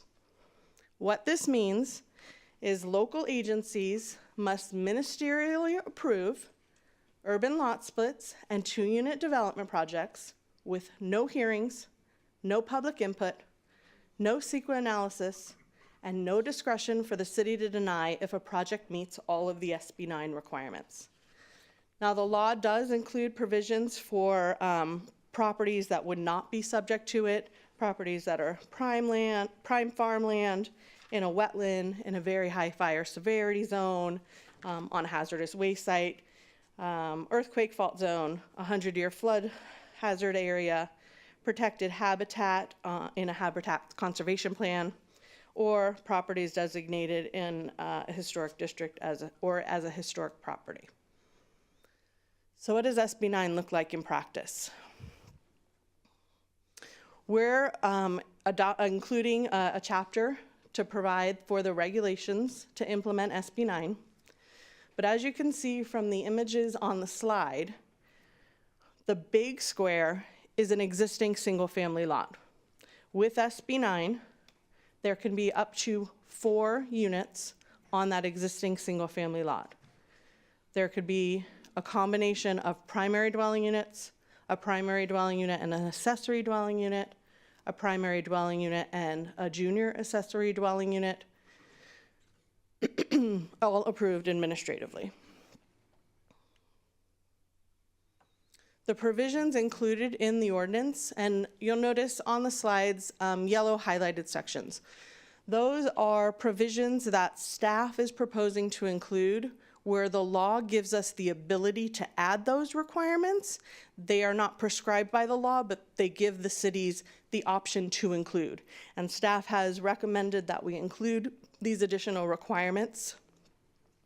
The first of those being a requirement that the property owner occupy one of the units as their principal residence for 3 years. Deed restrictions, that there'd be no short-term rentals on any of the units created as part of an SB 9 project. The SB 9 project cannot require right-of-way dedication or off-site improvements.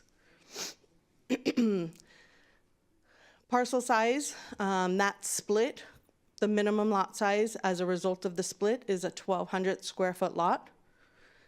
Lots that are developed under SB 9 could not be further subdivided in the future.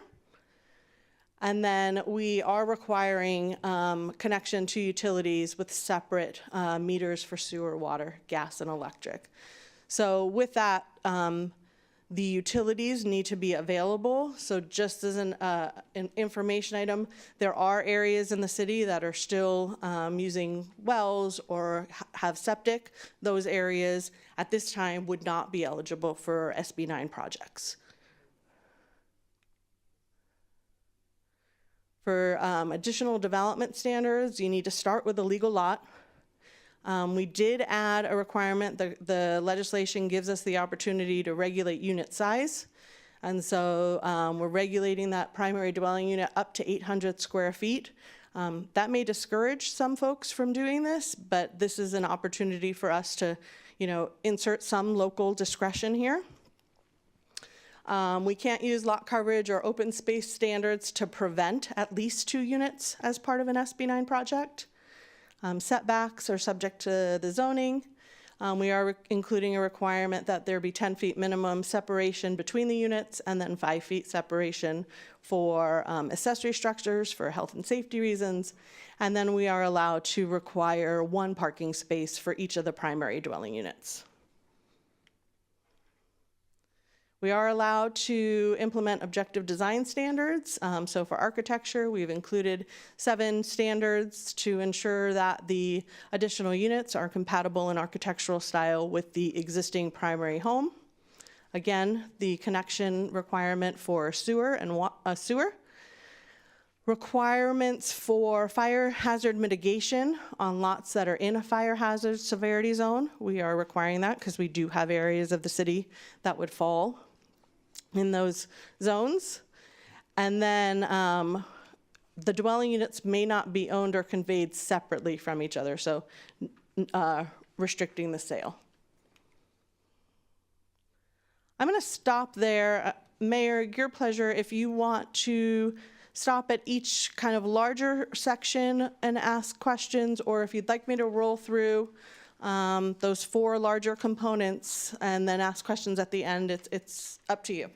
There is an awful lot and quite a few of these things, so I thank you for that opportunity. Council members, what's your pleasure? Do you have some questions that have popped up already? So maybe, Cheryl, we can just kind of take them as we go. Sure. All right, go ahead, Councilman. Thank you. So if I understand from SB 9 that there's no required lot size that could be divided? Minimum lot size would be 1,200 square feet. Okay, that's still pretty darn small. It's small. I don't know how you get 2 800s into. More housing on efficient lot sizes was their goal. Now, the owner occupancy requirement, does you only have to occupy one of them, correct? Correct, as your primary dwelling unit for 3 years. And there's no annual certification or follow-up, it's just the trust me one? They're signing an affidavit, yep. Okay, and there's no ability to put something in that would require annual verification, through? I don't know that the legislation authorizes us to do that, and then from a follow-up and implementation perspective. Just asking. Yeah. Then lastly, then, in the when you have that the 2 units or whatever you need to get have to be required to connect to the sewer, do they have to be connected individually or? Individual meters. Individual meters, okay. That's what I need to know. Thank you. Other questions, council members? Go ahead. I have a question, Mayor. Going back on something that Councilmember Dynas mentioned about the residents, that they need to live in a residence for at least 3 years. Who came up with that number? That's in the legislation. That's in the legislation, okay. So it can't be longer than that. Okay, thank you. Can we go back a couple slides that shows the footprints of lot splits? This one.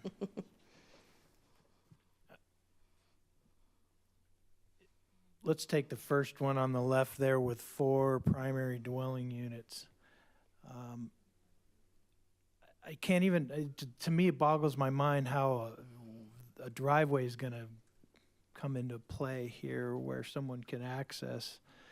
And if somebody has a typical 6,000 square foot subdivision home, how they're ever going to try to pull something like this off. I mean, you almost have to pick the house up and move it over to the setback distance and all of that. It makes no sense to me. I guess my question is, what are they thinking? But that's probably the wrong question. Mayor, to that point, I think, a lot of lots that are already developed in our subdivisions, in our traditional tracts, the placement of the existing primary home may make it very difficult to do this. We have to allow and provide for it. It will be up to a property owner to see how they could make it work. Okay. And then staff would review for compliance with the provisions of the ordinance. And then I guess on this one, I just know that we're going to see already approved subdivisions exploit this law to be able to go back to the drawing board and before the first unit is built and it's just pads. Will we be seeing development projects where they end up putting 2 units, or if they've got 40 lots already approved in a tentative map, suddenly it's 80 lots and each lot has 2 primary dwelling units on it? The goal with the owner occupancy requirement would preclude that because a developer could not live in all 40 of the units as you are in your example Okay. for 3 years. What about if they're rental units? It would have to be owner occupied, so. Okay. All right. Any other questions, council members? Yeah, go ahead. Yes, Ms. Kitsero. Oh, I'll let you handle that. I'm sorry. Yes, no problem. My question is, if there's a dispute of the primary dwelling units, you know, they say, no, we want to do this, we want to make it fit, but planning or the permitting say, well, no, that can't work. Who's the final arbiter for for these homeowners? Who do they go to have their arbitration, or how do we handle that? Well, because it's a ministerial approval, they either can comply with the requirements or not. It's meant so that there is no discretion, that it isn't staff saying, we think it complies or it doesn't. It either does or it doesn't, and if it doesn't, that they can't do it. So the city would be the final say. Okay. I do want to clarify, staff just kind of mentioned and reminded me, in terms of that lot split, and we talk about a minimum of 1,200 square feet, that really would require starting off with a much smaller lot size. When you do the split, the ratio of lot size is a 60-40 split. So the existing lot versus the new lot is a 60-40 percentage. So if you're looking at a 5,000 square foot lot, 3,000 and 2,000 would be the split. Understood. Thank you. Any other questions? All right, Ms. Kittrell, please proceed. Thank you for pausing. No problem. So the next pieces of legislation I want to highlight for you are AB 2011 and SB 6. And AB 2011 was called the Affordable Housing and High Road Jobs Act of 2022, which mandates cities to approve 100% affordable or mixed-use affordable housing in zones used primarily for parking, retail, and office uses, subject to certain criteria. And SB 6 is the Middle Class Housing Act, also of 2022, which requires cities to allow residential development in commercial zones for market rate housing. And under SB 6, CEQA would still apply.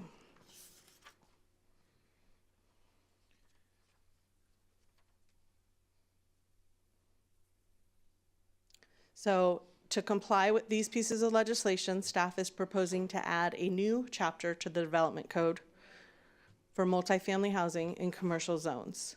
It's important to note that this piece of legislation became effective in July of 2023.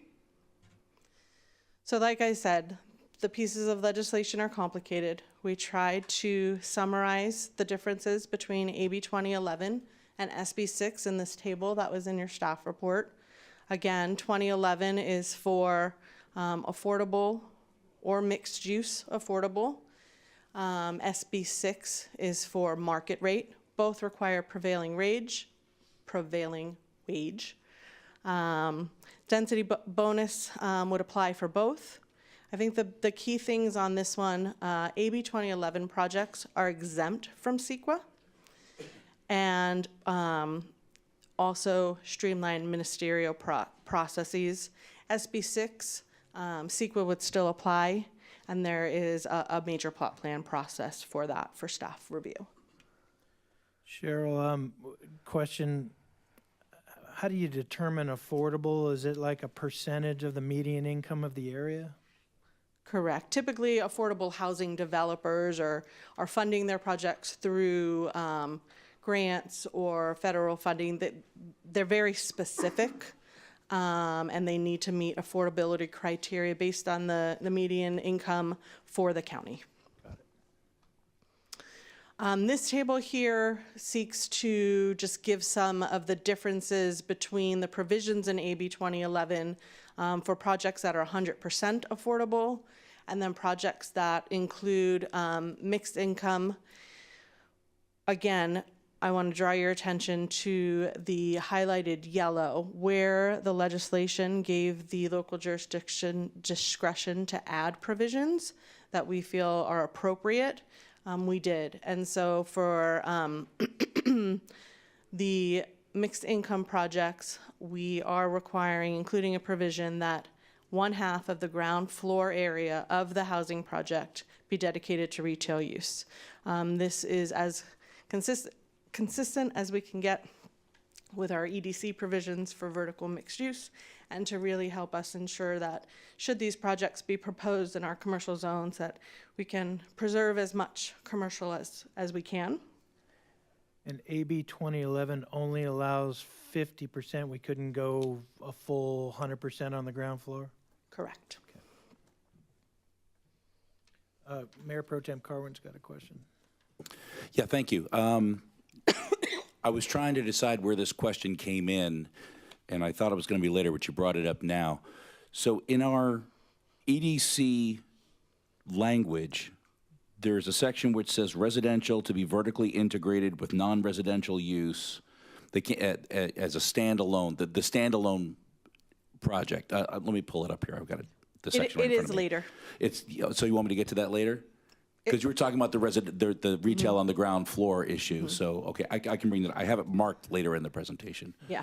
All right. Thank you. Oh, you know what? While I've got you. Yes. I'm not going anywhere.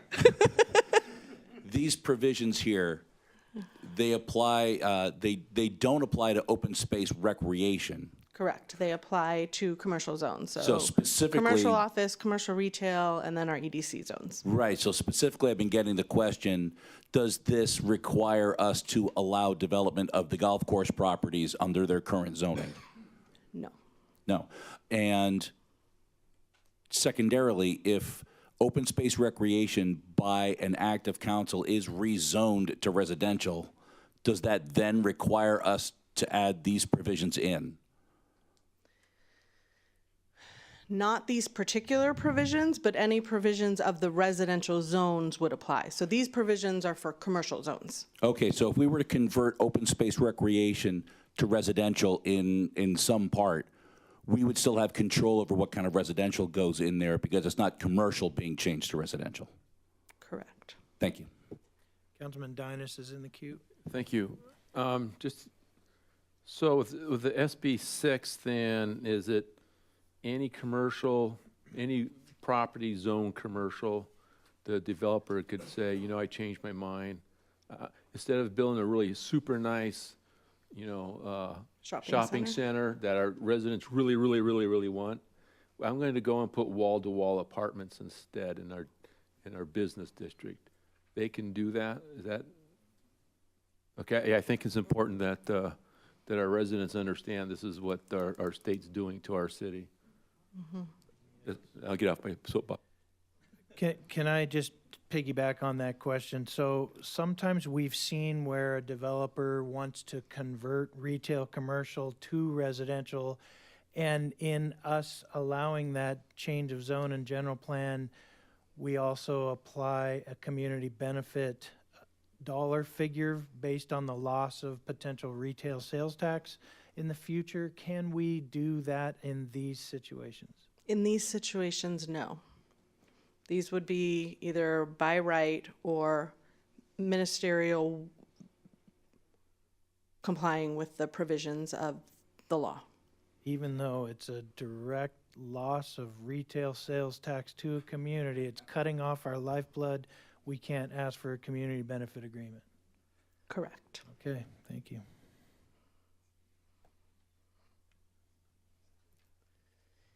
So this table here just shows some of the changes to the use matrices to illustrate the provisions of AB 2011 and SB 6 would be applicable in the community retail zone, the community office zone,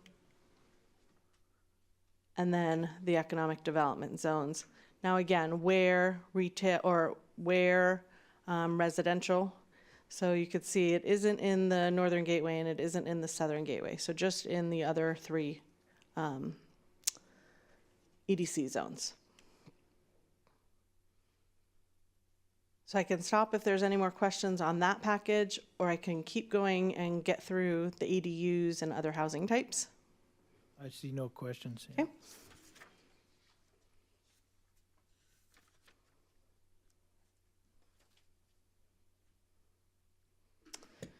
So, consistent with the other pieces of legislation, the state over the last several years has continued to adopt new ADU laws as part of its efforts to address the housing crisis. The laws have also taken away local decision-making authority, and many cities have worked to streamline the approval process since discretion has been taken away to save time and money on the staff as well as the residents. As you may recall, the city adopted permit-ready ADU plans as we see ADUs as an opportunity to assist with meeting our RHNA housing numbers. So we have our permit-ready ADU plans, which don't require planning application, as well as a handbook to assist with the process. ADUs are considered typically more affordable housing units and are part of our housing strategy. And then for other housing types, there has been legislation over the past several years to streamline the process for certain housing types, such as emergency shelters and low barrier navigation centers. Our code proposed revisions include updates to definitions, as well as including development standards for these types of uses, such as parking, lighting, distance requirements for them. So for ADU laws, some of the key changes for the ADU sections is adding provisions for junior ADUs. And junior ADUs is an additional housing unit constructed within the existing habitable space of a home. So it isn't another building, but it's another housing unit within the home. Adding provisions for ADUs within multifamily projects, which is permitted. Increasing the maximum size for detached ADUs from 1,200 to 1,500. We see a lot of residents coming in to put an ADU on their property using prefab modular homes, and they're typically around the 1,450 square foot size, so we didn't want to preclude that opportunity because we see a lot of that being requested. Adding height requirements for ADUs per state law, and then clarifying setbacks for ADUs as well. Some of the key provisions in the law, we can't deny an ADU request due to existing non-conforming structures on the site or code violations that aren't a threat to public health and safety.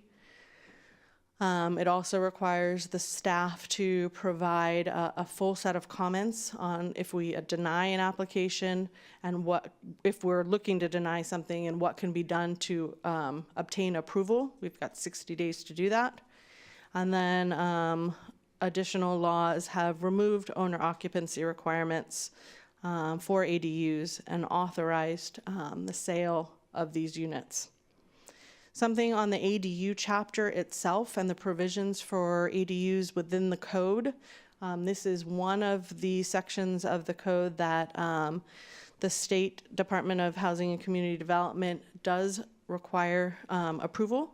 So should the council adopt your ordinance this evening, we would be sending the revised document to HCD for their review and approval.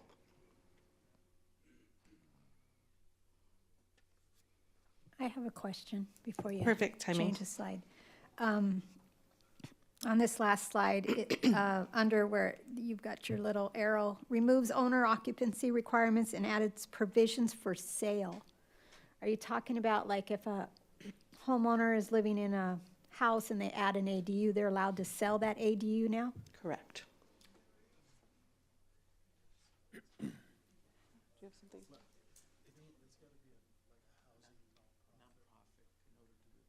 Thank you. Can you, go ahead. I'm being told it has to be a nonprofit that could sell it.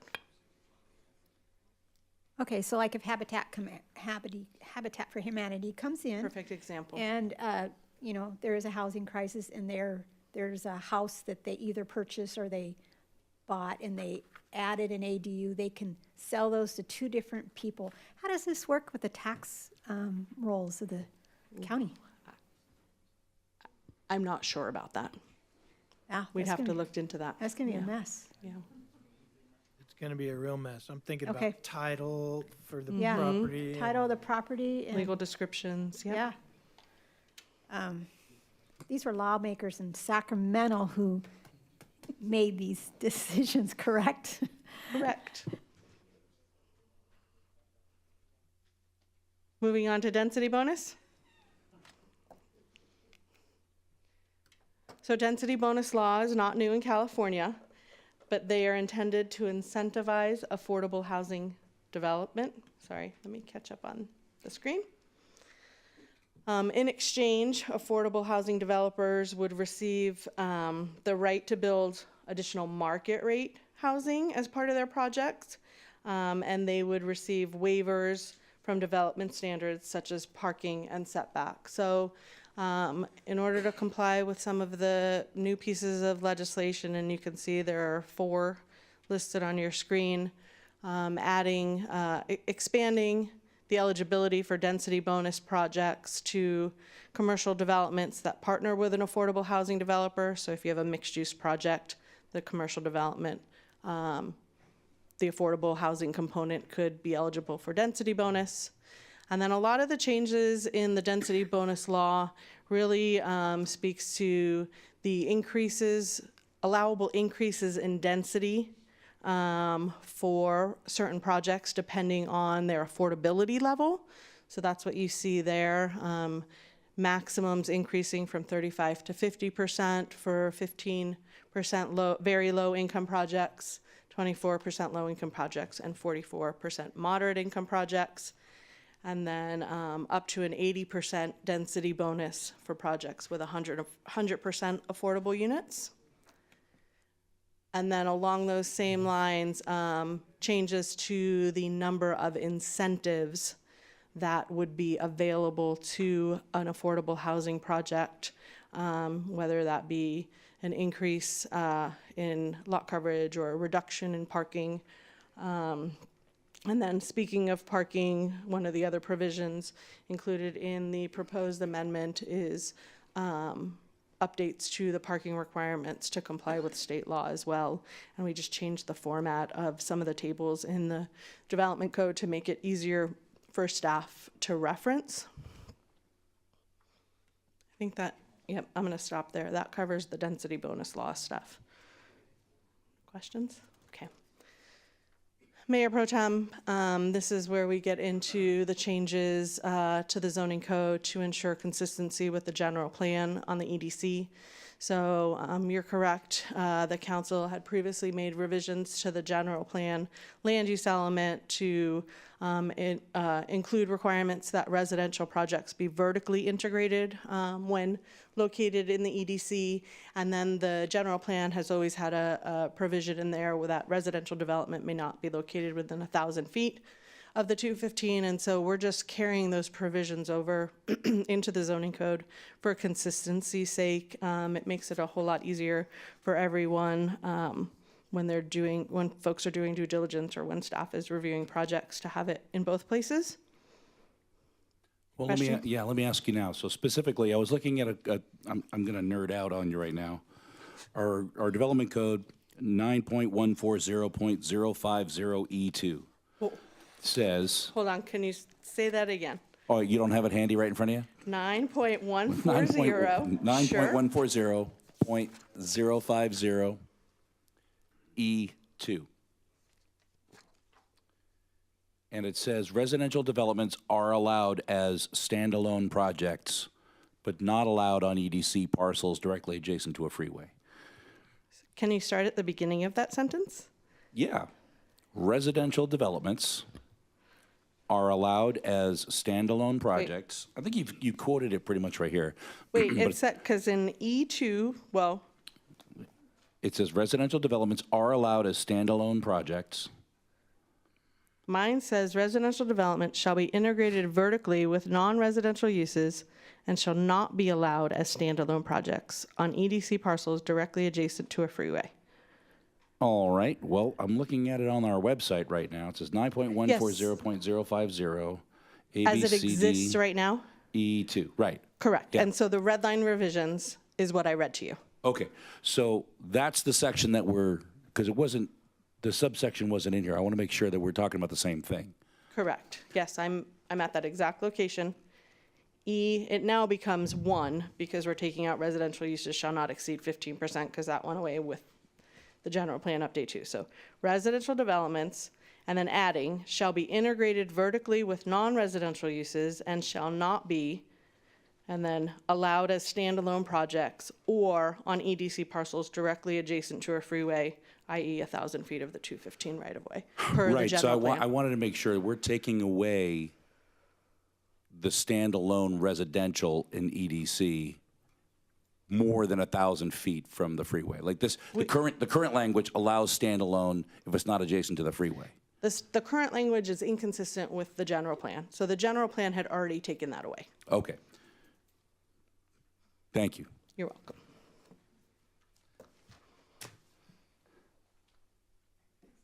Those are the changes for this one section. And then the last section is really administrative cleanup and best practices.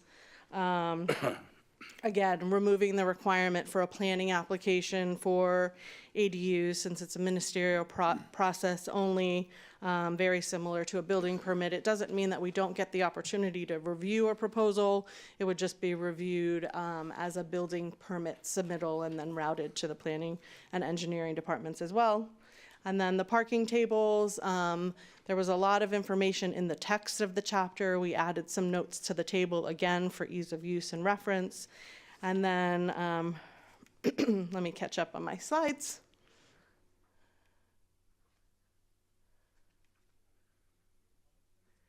And then updates to the definitions section, adding 13 new definitions, updating definitions to be consistent with state law.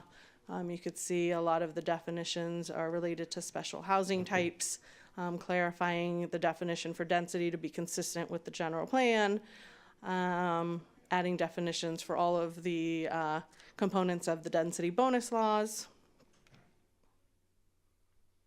So that takes us to nearly the end of the presentation.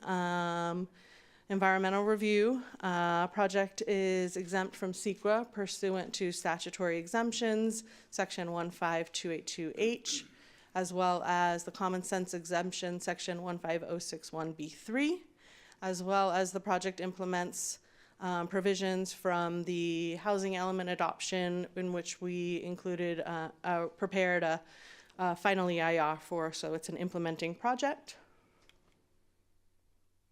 The code amendments were presented to the developer stakeholder group in September to solicit feedback.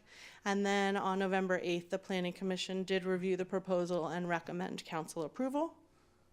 So with that, staff is recommending that the council find Development Code Amendment LR 230012 exempt from further environmental review under CEQA, and that we introduce an ordinance approving development code based on the findings and conclusions in your staff report and ordinance, not resolution. I apologize.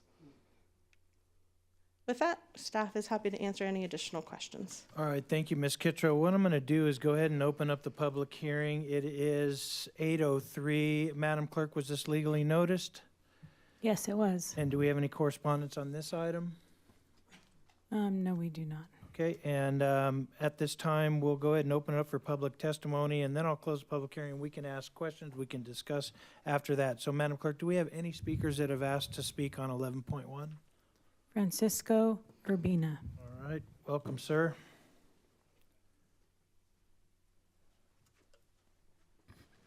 I want to compliment Ms.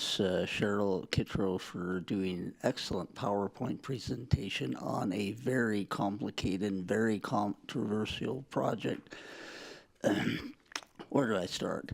Well, you know, I attended my first city council meeting in Menifee on December 6th, and there was an item that I didn't expect as much controversy. But first of all, are these, you know, if someone takes advantage and it lives in the home 3 years and whatever, are these homes under this ministerial approval going to have to pay Quimby or park impact fees? Second, what about parking? there are a certain number of the off-street parking. How many off-street parking spaces are going to be required for these? I'll just say it, shoehorned in the additional units, and are some of them going to have to be covered parking? I worked on the transition from the old granny flat unit to comply with the state law that says, no, you cannot require a conditional use permit in public hearing for planning commissions of Palm Desert. Do we really have to approve this tonight? Have there been community workshops in different sections of Menifee? I mean, this is even difficult for me to understand. I have a bachelor's and master's in planning, and worked for 5 cities and 3 counties. Yes, this is something that is being, lack of a better word, shoved down our throats by, I'm paraphrasing, the best planning director I've ever worked for, the city of Indio. He's a very common, no nonsense, as a master in city planning, Cal Poly San Luis Obispo. We need to, first of all, we need a new governor. We need new representatives in the state, additional representatives, state assembly, state senate, that represent our views, not the views of, I'll just say it, Bay Area wackos who think they know what's good for Southern Californians. My mom, who's deceased, gave me the $5,000 to reserve a lot on a quarter-acre lot at the end of a cul-de-sac when Marietta Hot Springs was still county land. And Mr. Urbina, your time is up. Oh, okay. Anyway, I think this should be continued unless there's some compelling reason we have to approve it tonight. This is too complicated. Thank you. Thank you, sir. Any other speakers, Madam Clerk? No, there are not. All right, I'm going to go ahead and close our public hearing at 8:07. I'm going to open it up for council discussion. Share some thoughts, ask any more questions. I think a good question might be, what happens penalty-wise if we don't approve this? Would HCD decertify our housing element? Are we going to be exposed to a builder's remedy? Is there going to be other financial fines if we don't comply? Could they appoint a receiver to take over our planning department? I mean, what are these things? What's going to happen if we are defiant? Mayor, I think that one's coming my way. All right, Jeff. So I think the answer to every one of your hypotheticals is yes. Yes, significant financial penalties are a possibility. Yes, decertification of your housing element is a possibility. Yes, hijacking of your permitting process and having the city take it over is a possibility. Yes, having projects deemed approved is a possibility.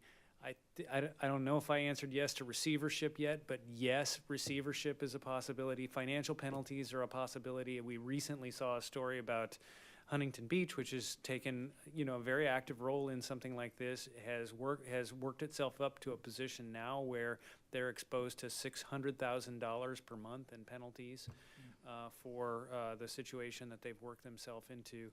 As unpalatable as all of these state law requirements are, equally unpalatable, if not more unpalatable, are the penalties for not complying with the state law requirements. And this is really part of Cheryl's presentation, but I just want to emphasize that by acting, you are exercising some rights that allow you to do more than would be applicable to you if you don't act. Because if you don't act, all of these laws are still applicable to you, and you won't have triggered some of the additional requirements, like the one that comes clearest to mind to me. There were several; they were all in yellow highlighting, but the 800-foot minimum dwelling unit size requirement for the SB 9 issues.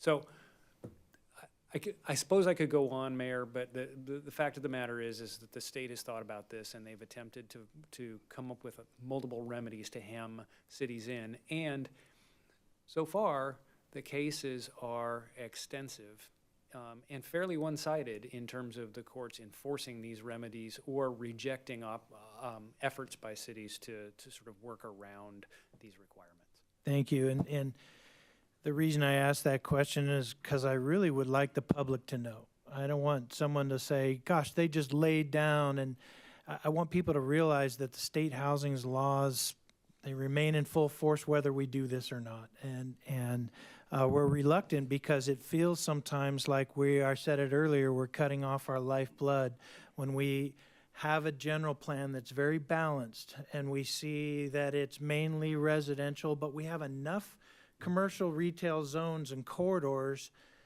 where we know we lose money on residential with the amount of services that we provide versus what we collect in property taxes, but we can balance that out and make that up in our retail commercial. If we end up with residential and then we place residential on our commercial, we have residential and residential, loss and loss. And down the road, we find ourselves potentially insolvent because we're not balancing our budgets. And I don't want people to think that the Menifee City Council, it was our rationale to do these things. And there's a lot of people that shake their fist and say that we're incompetent, but I think we are doing a great job financially for our city, but we're being forced. It's almost like take the poison, and if you don't take the poison, we're going to shoot you. And so it's a tough choice, you know. But yeah, I get it. I understand we have to do it. I guess what I'm doing is trying to say to the public, understand who's doing this. It's not these folks behind the rail here. It's people in Sacramento, as Francisco said. There's folks that are making decisions up there. I do have a question. It seems like some of those laws may not apply statewide. They might just apply to San Bernardino, Riverside County. Is that correct? Or is it statewide? The housing laws are statewide. I Okay. think there are some proposals currently working their way through the legislation that may just be county specific, All right, but then not the housing laws. Maybe that's what I'm thinking. I just sometimes it feels like because we have a lot of vacant land still and specific plans that have been approved out there that are still going to be brought forward and can now change. And we're not a big city with just some infill. We're a city that has a lot of potential for growth.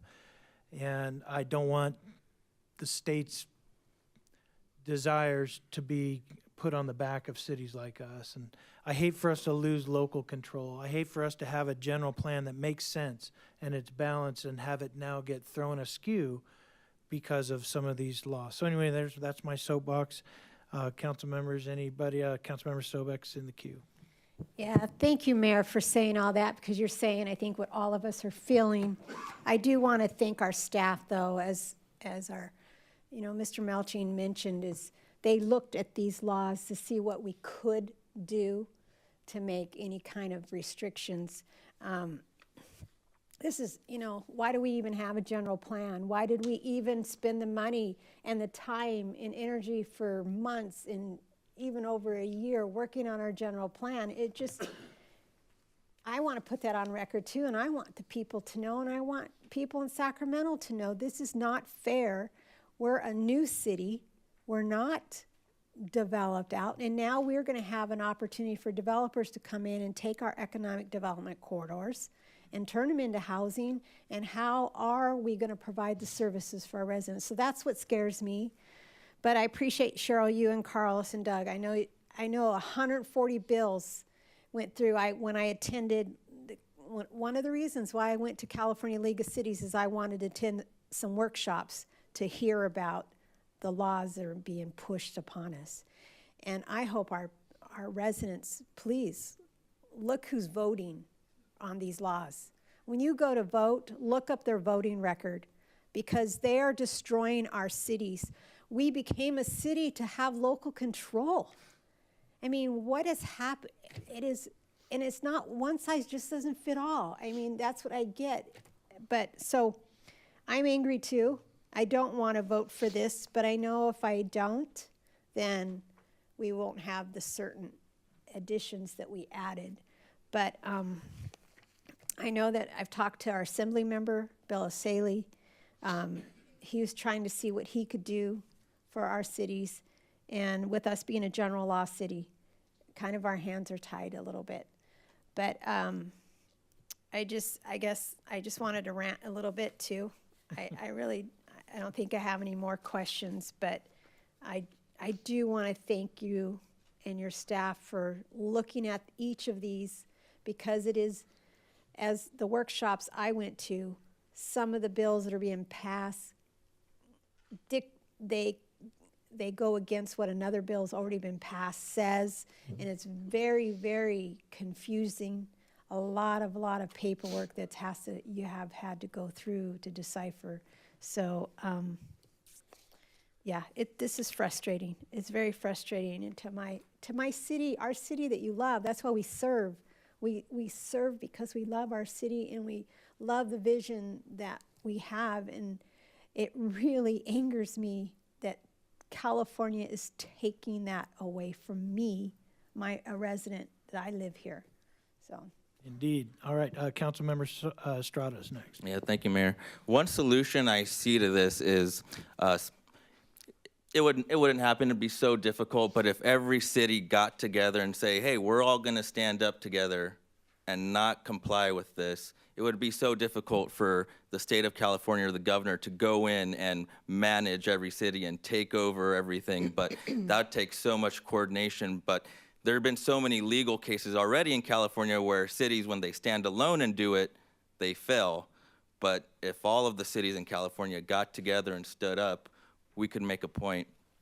I want to make a comment for the record. I'm 1,000% against this. I hear the residents. They want more mom and pop shops. They want entertainment. They want that commercial. We as a council want that commercial revenue to come in and provide entertainment for our residents. But like the mayor said as well, you know, I look at it as, hey, your parents tell you to wash the dishes, and if you don't, they're taking away your keys, your allowance, your cell phone. So they're going to take away more of our tools if we don't comply. So I hear you, residents. I hear you, Menifee, and we wish we could have more commercial and retail. Next up is Councilman Dinas. Yeah, this is for the city attorney. Excuse me, Councilmember Sobek mentioned general government form. Is it different? I imagine this is whether you're a general government or a charter. This is going to fall on us no matter what, and there's no protection as a charter city. Thank you for the question, Councilman Dinas. Every city, every charter city that has attempted to resist state housing laws based on a home rule authority theory has failed so far. Not one has succeeded. The state legislature has declared it a housing crisis, which makes it an issue of statewide concern. And once it's an issue of statewide concern, the charter city home rule requirements have to give way to the state's priorities. Okay, I just want to reiterate what everyone said. It's frustrating. I look at that. It's like you know, if you have your own household and you lose your job and can't get another job because that industry or whatever is not there, and now you're trying to figure out how to make ends meet and have a budget and continue paying all your bills without a job. That's kind of what's come down for our city, is the fact that we could have a developer come in here, decide that, you know, they're here just to make money and don't care about Menifee. They're just gonna you know, plow through and put in, you know, wall-to-wall apartments instead of a commercial. We're gonna not being able to be sustainable with this type of legislation that keeps going. We're not gonna be able to generate enough revenue to pay for our public safety, parks, maintain our roads, and it's frustrating that the state wouldn't take that into consideration. I understand there's a housing crisis, but some of that is self-inflicted wound there at the state level. So that's, you know, and now we're here on the city level, at the resident level, trying to fix their mistakes. And that's just, it's not fair to the city of Menifee. Now, as as Councilmember Sobek said, we're all here. We believe in the city. We all moved here because we like it here. This is where we want to raise our family when we retire to. And it seems to me like the rug's being swept out from underneath our feet, thanks to the state of California. So as long as the residents know that, we're here fighting the best we can, but at the same time, the consequences are so great if we don't, that we'll be in a worse position if we fight back. Well said. Mayor Pro Tem Carwin.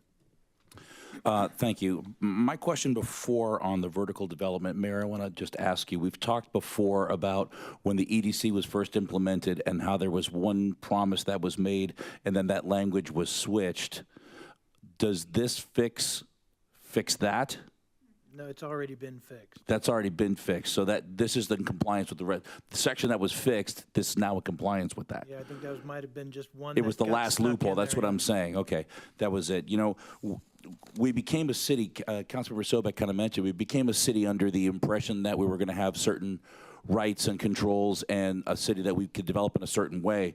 And it almost feels like we're a person who bought a house on a golf course and then the golf course was closed and turned into something else, despite our best wishes. If I could only come up with some sort of point of reference for that. Yeah, I think you did. I'm just, and I want to make sure that the people who spoke earlier understand it. We feel your pain because we're in almost literally the same position. And we're trying to find a way to make things right. And to kind of put a silver lining on this, yes, if we don't agree to this, it's still the law. So if we say no, they still get to do it anyway. But at least with this, we get to make the certain fixes and patches and the tweaks that we need to at least mold the giant lump of ugly clay that they've given us. So I like I said, we can say no all we want, but it's still the law. But at least this gives us an opportunity to tweak it a little bit. This is kind of like going to Disneyland and riding in the Autotopia car, where you think you're really driving the car and steering it, but it's really not. It's the track, and you have nothing to do with it. Good analogy. All right. Well, council members, I think we have a reluctant motion and second to be made. I don't know if anybody wants to do so. I'll make the motion. All right. A reluctant I'll have motion to second it. and a reluctant second. Mayor. I'll take the bullet for this, guys. Yes, Mr. Melching, do we want to separate the two actions?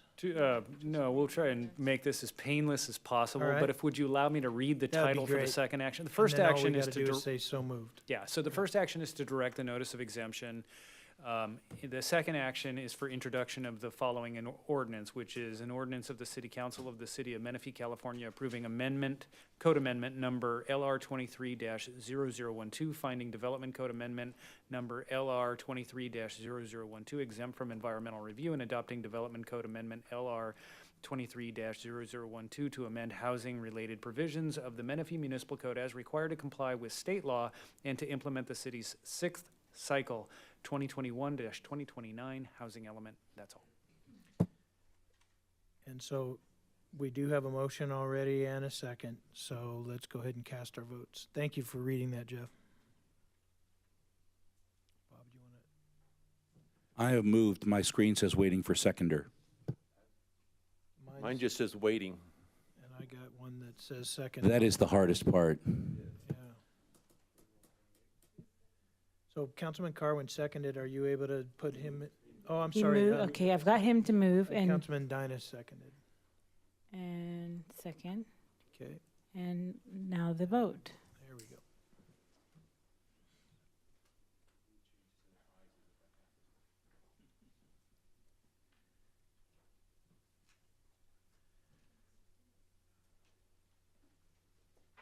Okay, so that passed 4-1 with Councilmember Sobek dissenting in defiance. Did you shake your fist at the governor?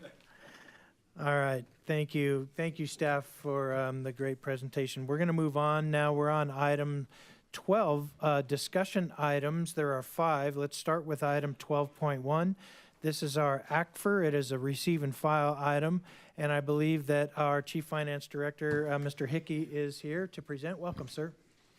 Thank you, Mr. Mayor. Good evening, members of council, city staff, the Menifee community. It's my pleasure to be here tonight to bring forward our annual review of our comprehensive financial report.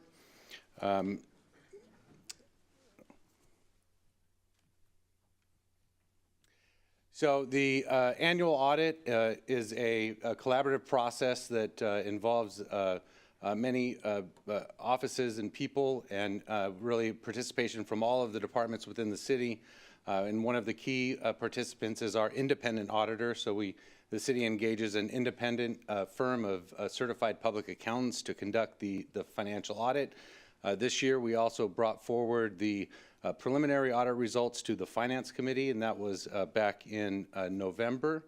And so really the objective of the audit is really just a kind of an annual checkup to make sure the city's on track, and making sure that we have good internal controls in place, and that our financial statements accurately represent the financial condition of the city. And so so really we, like I said, consider it our kind of annual checkup. And so the kind of sneak preview at the results, we had an unmodified opinion, meaning a clean bill of health, meaning the auditors did not make any modifications to their opinion, that our financial statements are accurate representation of the city's finances.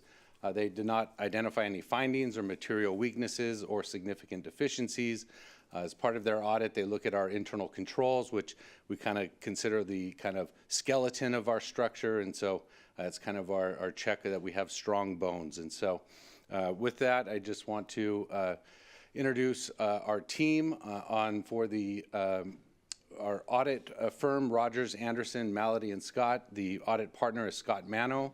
The audit manager is Evelyn Morantine Barcina. And the senior accountant on the job is Jeffrey McKinnon. As the mayor mentioned, I'm the chief financial officer. We have Margarita Cornejo, our deputy finance director, Anne Marie Etienne, our finance manager, principal accountant Dominic, financial analyst Lori, senior accountant Melissa, and our accountant Colin O'Connell. And so with that, I would like to turn the presentation over to the auditors, who will talk about their role in the audit process, and then after that we'll bring up Anne Marie to talk about the city's financial results for the year. So with that, I'll ask Jeffrey McKinnon to come up.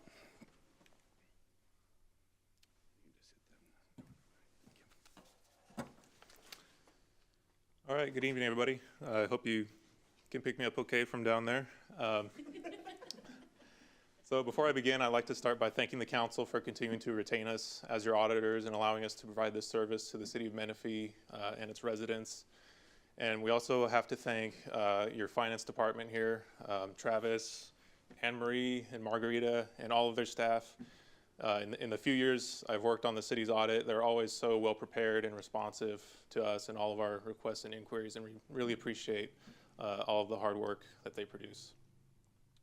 So I'm going to give a quick overview of our audit process, starting with our main objective.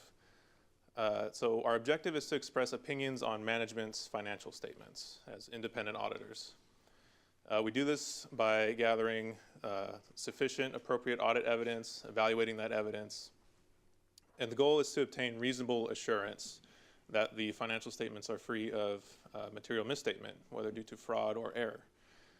We like to stress that it's reasonable assurance, which is a high level, but it's not absolute assurance, because that would require us essentially retracing every single transaction that the city entered, which just is not practical and borderline impossible, given time constraints, right? So again, at the end of the audit, we're going to render an opinion on whether the financial statements are fairly presented in accordance with generally accepted accounting principles, or US GAAP. There's a few main sets of audit standards that we follow throughout the engagement. These are generally accepted auditing standards, generally accepted government auditing standards, and in the case of the city's federal expenditures or the single audit, uniform guidance. There's also different sets of responsibilities that are carried by management of the city and us as auditors. So management is responsible, again, for preparing the financial statements. Now, we do assist in the compilation of the data and the overall form of the statements, but in the end, they are management's responsibility.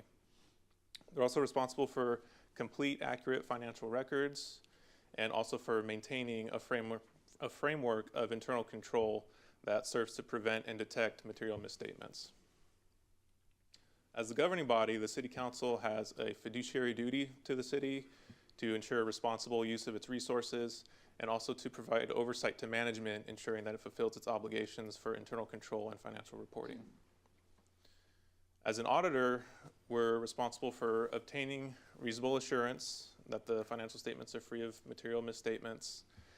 We're going to examine evidence supporting amounts and disclosures within the financial statements. We're also going to assess accounting principles used and estimates made to evaluate the overall financial statement presentation. And then finally, our last responsibility is to express our opinion. So going into the audit process itself, we make 2 visits a year generally. First, we update our understanding of the city, review controls over its various transaction cycles and processes. So here we're really looking at sort of the day-to-day operations of the finance department. So how are invoices being approved, who runs payroll, is it getting proper approvals, things like that. We also examine city policies and procedures, ordinances. So we really want to get a full understanding and give good context to everything that we're looking at throughout the audit. From there, we move to detailed audit of the financial records. And here's where we're essentially looking at the numbers themselves that make up the financial statements, right? So we inspect documentation such as bank statements, invoices, cash receipts. We're going to inquire with management about any unusual transactions that come to our attention, if any. We're going to confirm cash and investment balances with financial institutions directly. And we also perform analytical procedures, just looking at general operations of the city year over year. We'll look to see if there's any significant swings there, and if so, were they planned, were they budgeted for, or was it an unusual event that should come to our attention? We also use data analytics over the city's cash disbursements. This allows us to look for activities such as gaps in the check sequence, possible duplicate vendors, duplicate payments, anything like that that serves to supplement our audit procedures rather than supplant them. And of course, we also read the minutes of city council meetings to further our understanding of the city's operations, ongoing contracts, things of that nature. Now, one key aspect of the audit this year was implementation of some new accounting pronouncements, the big one being GASB 96, or it's titled Subscription-Based Information Technology Arrangements. So under this new standard, essentially the city has to look at all of its long-term non-cancelable subscription agreements, such as for software, and essentially book a subscription asset and a liability. And this is going to be amortized over the life of the subscription. Can I ask you a question before you go on? Something just struck me as I'm looking at this slide. The last on there is to read the minutes of the city council. We went through changing our recording of the minutes in a certain style. Of the various ways that city council minutes are kept of cities that you look at, how do ours stack up, and is it the correct method for the best audit? Being perfectly honest, they generally all look the same to me. I mean, some are definitely more detailed than others, but you know, we certainly appreciate, you know, as much detail as possible to kind of help give us that full picture. But I understand that brevity is also something you want to consider when you're taking minutes. So, but our method of minutes keeping is sufficient for you to do an audit? Absolutely. All right, yes, thanks. So, again, with GASB 96, the city had to place a subscription asset and a liability on the books that's amortized over the life of those subscriptions. And for this reason, you'll also notice an increase in debt service payments coming out of the general fund to pay for these liabilities. So when all is said and done, at the conclusion of our audit, we have issued an unmodified opinion for fiscal year 2023. This is also known as a clean opinion and is the highest level of assurance that we can provide. So in our opinion, the financial statements are fairly presented in all material respects.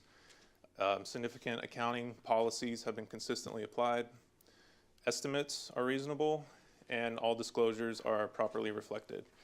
We do put the city statements through a checklist issued by the Government Finance Officers Association, or the GFOA, to ensure that the Finance Department is ready to earn that award that they so rightfully deserve. Some other reporting requirements as far as the single audit. So this is over the city's federal expenditures. This is a bit of a special case this year because normally for a single audit, to trigger a single audit rather, the city would have to expend over $750,000 in federal funding.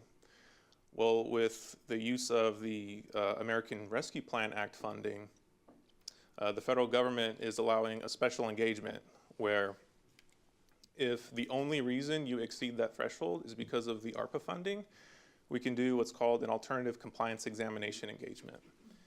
Now that's a little more of a mouthful, but what it is essentially a more narrowed down compliance examination over those ARPA expenditures to ensure that they're being put to their proper use.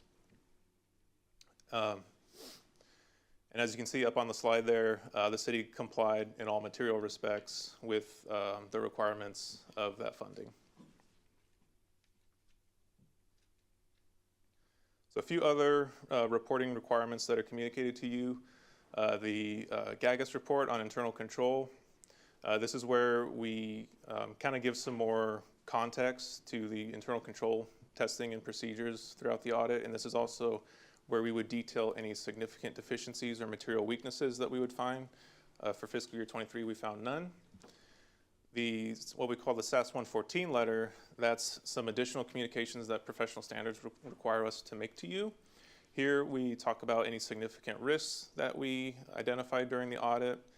For the city of Menifee this year, there were no specific risks unique to the city. We just have a couple risks that are presumptive in every audit that we do. It's not that any red flags were thrown up by the city specifically.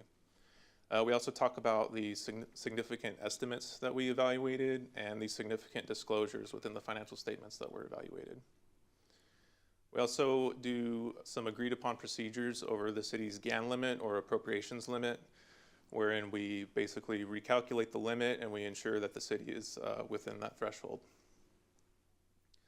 And then finally, again, this kind of ties into the GAGAS report, but if applicable, we would report on any material weaknesses or significant deficiencies that were identified, which there were none. So that kind of concludes my brief overview of our audit process. I'll go ahead and pause for any questions the council may have. Council members, any questions? I see none. All right, thank you. All right, thank you. Welcome, Ms. Etienne. Good evening.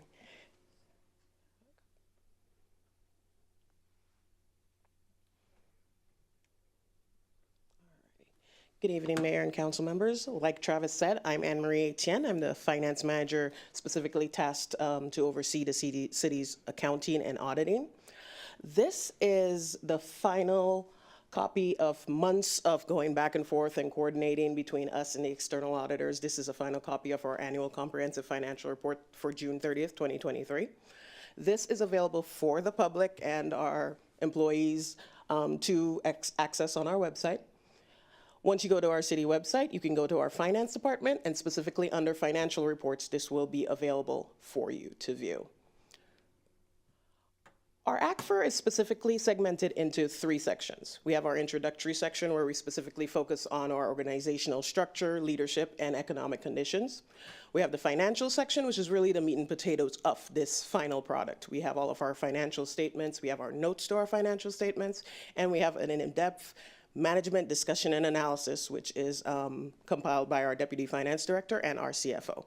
It also includes the reports from the auditors and any supplementary information. Within the statistical section, we specifically look at facts, figures, financial trends, city's revenue, property tax numbers, demographics, and other economic information specific to city operations. At June 30th, our general fund revenues, and when I refer to general fund here, we're specifically referring to general fund, quality of life, our internal service funds, and the trust fund. We were at $93,506,486 at June 30th.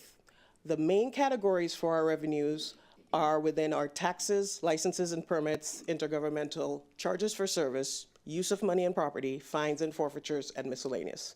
Of those, the bulk of the revenue comes in from taxes. Here we have that quality of life, extra 1% measure, and then we also have property taxes, all of which came in higher than fiscal year 2022. When we specifically compare 2023 to 2022, we can see that we had significant increases in charges for service, which just showed increased fee activity across our business licensing, parks and recreation, CEQA revenue unique to our development departments. And then we also had a one-time Nova Park payment, which was a community benefit agreement. It has since been placed into an assigned fund balance, which will then be future determined for alternate use. Within use of money and property, last year, we had a very negative number, and this was due to unfavorable market conditions. This year, there were much better favorable market conditions, specifically for the interest on city investments. Looking at expenditures. Oops, 1 second. There we go. What happened? I lost my place.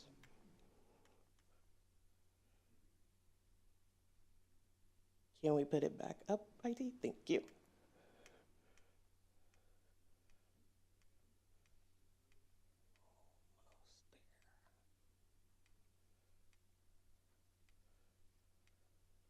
Perfect. At June 30th, expenditures came in at just over $84 million. When we look at our expenditures, one of our main expenditure categories is public safety, which includes police department and the fire department. General government would be our second highest, and then community development would round us out for the top 3 expenditures.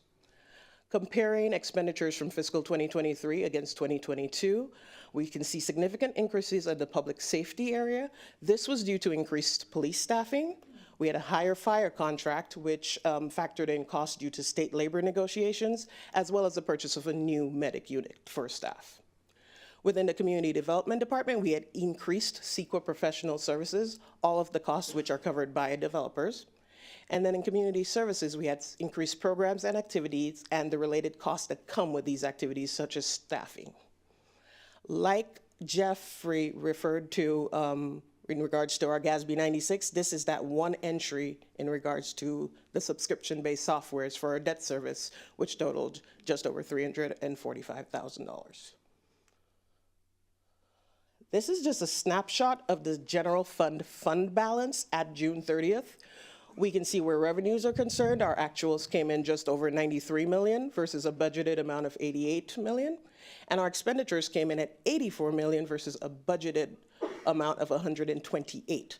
Together, that resulted in an increase in the fund balance just to the general fund of just over $13 million. Later on in the spring, our budget division will come back with a more in-depth discussion across all funds in regards to our fund balance during the mid-cycle. This is just a picture of all of our revenues and our expenditures, but in this case, it is across all funds, not just the general fund. So here we can see for fiscal 2023, revenues came in just over 142 million, while expenditures were just over 124 million. Capital assets increased in fiscal 2023 by about $36 million. Some of those included increased construction on the Holland Road project. We had the Gale Webb pump track. We also had an increased, a brand new fire facility. All of those were included in construction in progress. We had 2 new traffic signal projects. We had 2 public parks. And altogether, we accepted about $28 million of public improvement projects. Next couple of slides, we can just see where the dollars went in beautiful pictures. So we have the Potomac and Meadows neighborhood resurfacing, Tradewinds community resurfacing, Murrieta Road and Rouse Road traffic signal project. and the Sun City Pedestrian Project as some examples of the work our CIP division undertook this past fiscal year. The Government Finance Officers Association of the United States and Canada bestow this prestigious Certificate of Achievement of Excellence for Financial Reporting on local jurisdictions annually. We are proud to say as a department, we have received this award for the past 12 years. Every time we have submitted, we have received the award. We do believe the compilation of this ACFR is a very excellent product that is capable of winning the award one more time, and we have gone ahead and applied for the 2023 award as well. This speaks to good financial management, transparency, and ties directly to our strategic plan of a thriving economy. And on that note, are there any questions for us? All right, thank you, Anne Marie. Great presentation. Councilmember Sobek has a question. Yes, thank you for that presentation.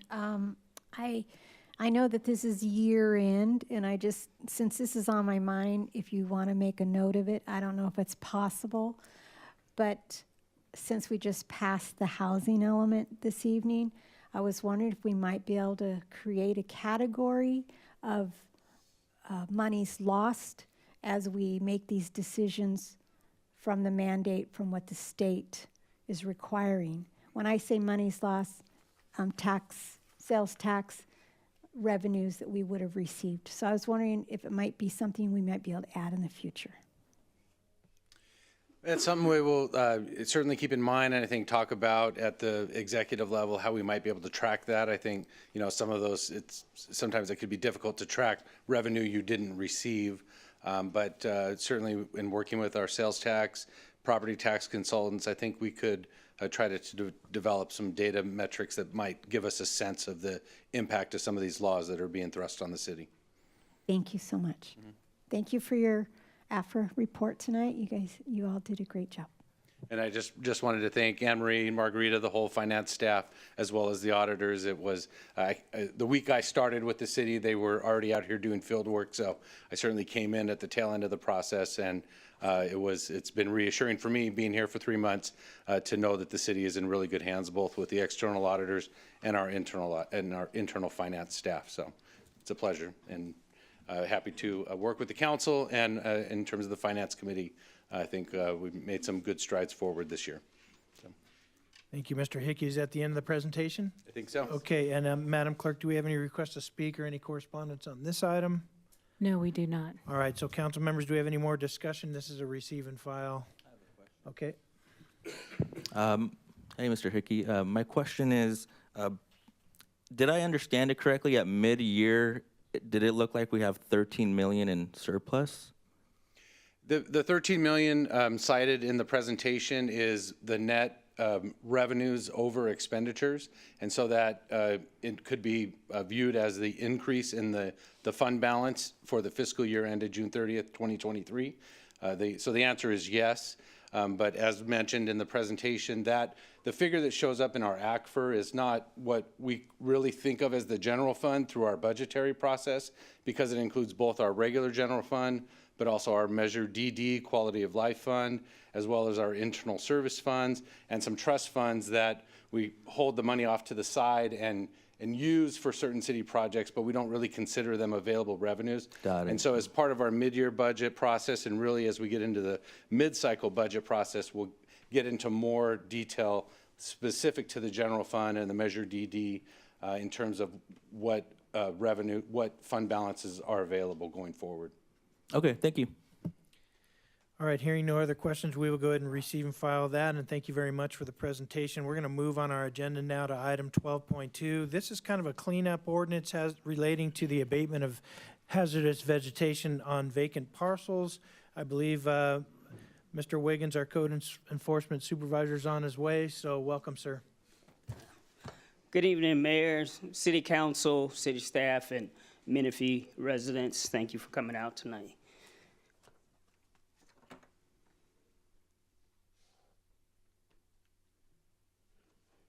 Okay, the weed abatement process, code enforcement conducts it annually. We do this to prevent fires during our fire season. We try to do this through voluntary compliance or by abatement if necessary. We sent out approximately 6,000 notices to vacant parcels throughout the city during April through August. The process, what we do is we use GIS to identify all the vacant properties that do not have a structure on it. Once that's been done, then we'll gather all the information of the property owners. We'll go ahead and initiate the notice and order abate letters. We'll get those all together. Those will be sent out on the 1st of April. On the letter, it'll state what needs to be done as far as weed abatement to come into compliance, and it'll say that it needs to be done by the last day of May. Once the last day of May comes and goes through, then we'll go out and start doing our inspections on the 1st of June. Last year we did the 1st of July because we gave some extra time because of all the rain. We had a lot of rain last year, so we had a lot more weeds to deal with. So we gave extra time to the residents to take care of that. Once we go out, if the property has been abated, then we'll close that case out. If not, then we'll issue a $100 administrative citation, and then we'll go ahead and put in a work order that will be generated to have the city contractor go out and abate the weeds.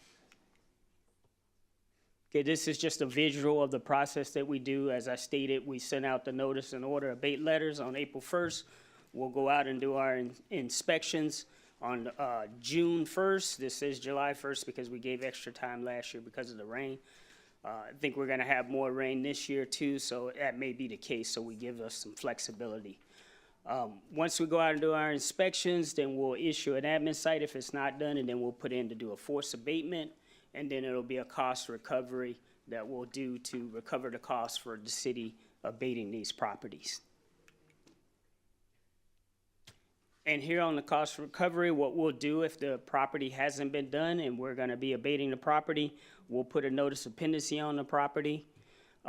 So basically, it allows us to be able to hold the property owner accountable to pay that money back that we were charged to have the property abated, and to make sure that the citations are paid.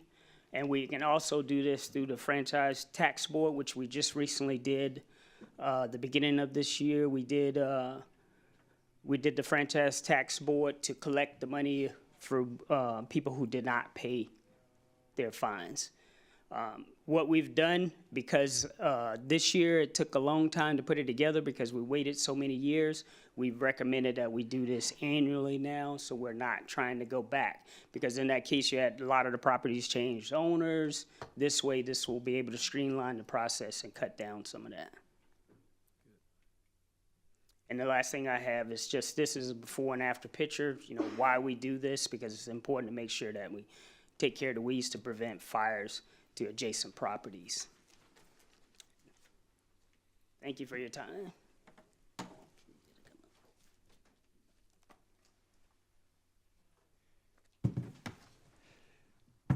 Thanks, Mayor and members of the City Council. I'm super excited tonight. I have one slide. This is it. It's right up there. It's all there is. Mayor, you stole my thunder at the start of the presentation. I mean, by the way, the start of the presentation is fundamentally just orientation. The matter that's before you tonight is the adoption of an ordinance. And there's really one and only one reason we need to adopt this ordinance. We have, since the city's incorporation, been relying upon County of Riverside Ordinance 695 for our hazardous weed abatement processes. And we've been following the process that Terrence just described. And at the end of tonight, we're not proposing to change it at all. We're proposing to do what's necessary to keep doing the same thing. The problem with Ordinance 695 is it has a section that I'll just read it. It's not on the slide, but I only had one slide, so. It shall be the duty of every owner, occupant, and person in control of any unimproved parcel of land or interest therein which is located in the unincorporated territory of the County of Riverside, and then it goes on to say to abate the nuisance. And the City of Menifee has relied on a lot of County of Riverside ordinances over time. I know Mayor Pro Tem Carwin is very familiar with the fact that we were relying on the rent control ordinance from the County of Riverside, and we've had a lot of prior discussions about that. This falls in the same category. It's time to update the ordinance to use language that applies to the City of Menifee, not to unincorporated county territory in the County of Riverside.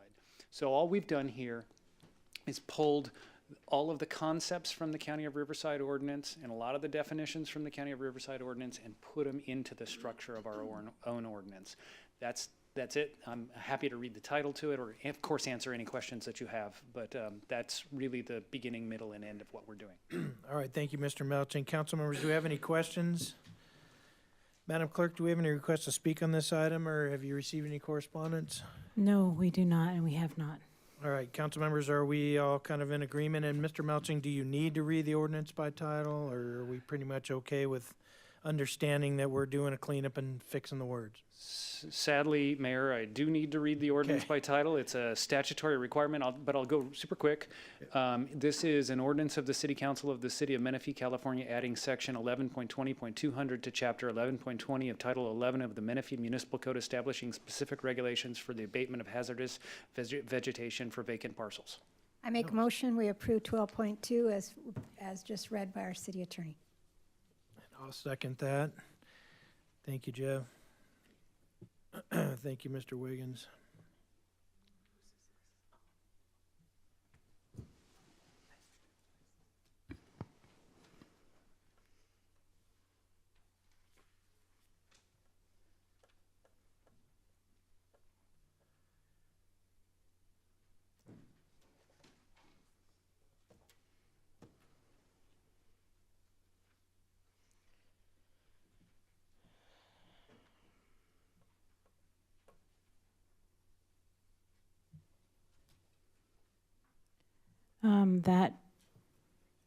That motion passed unanimously.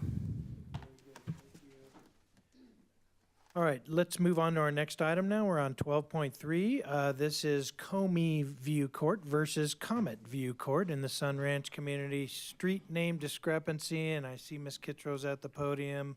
So welcome. I think Mr. Straypack is also going to be joining you.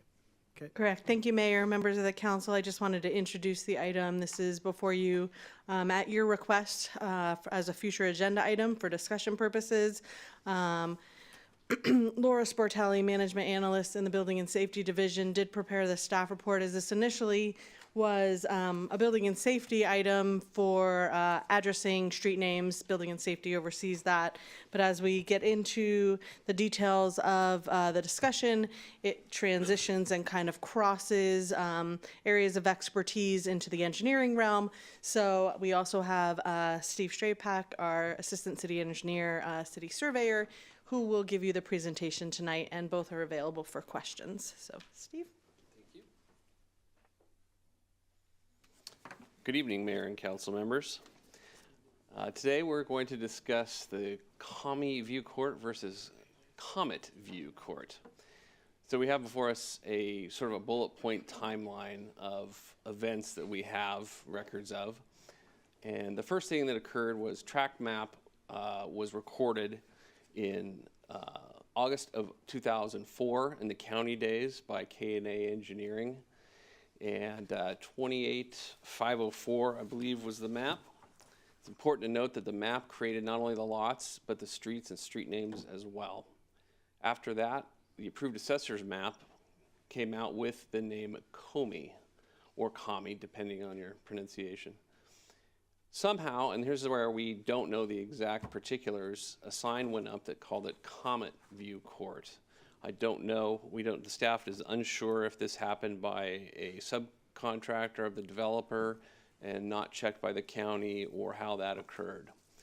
Sometime after that, there was discrepancies with the USPS and emergency services experiencing difficulty locating Comey View Court versus Comet View Court.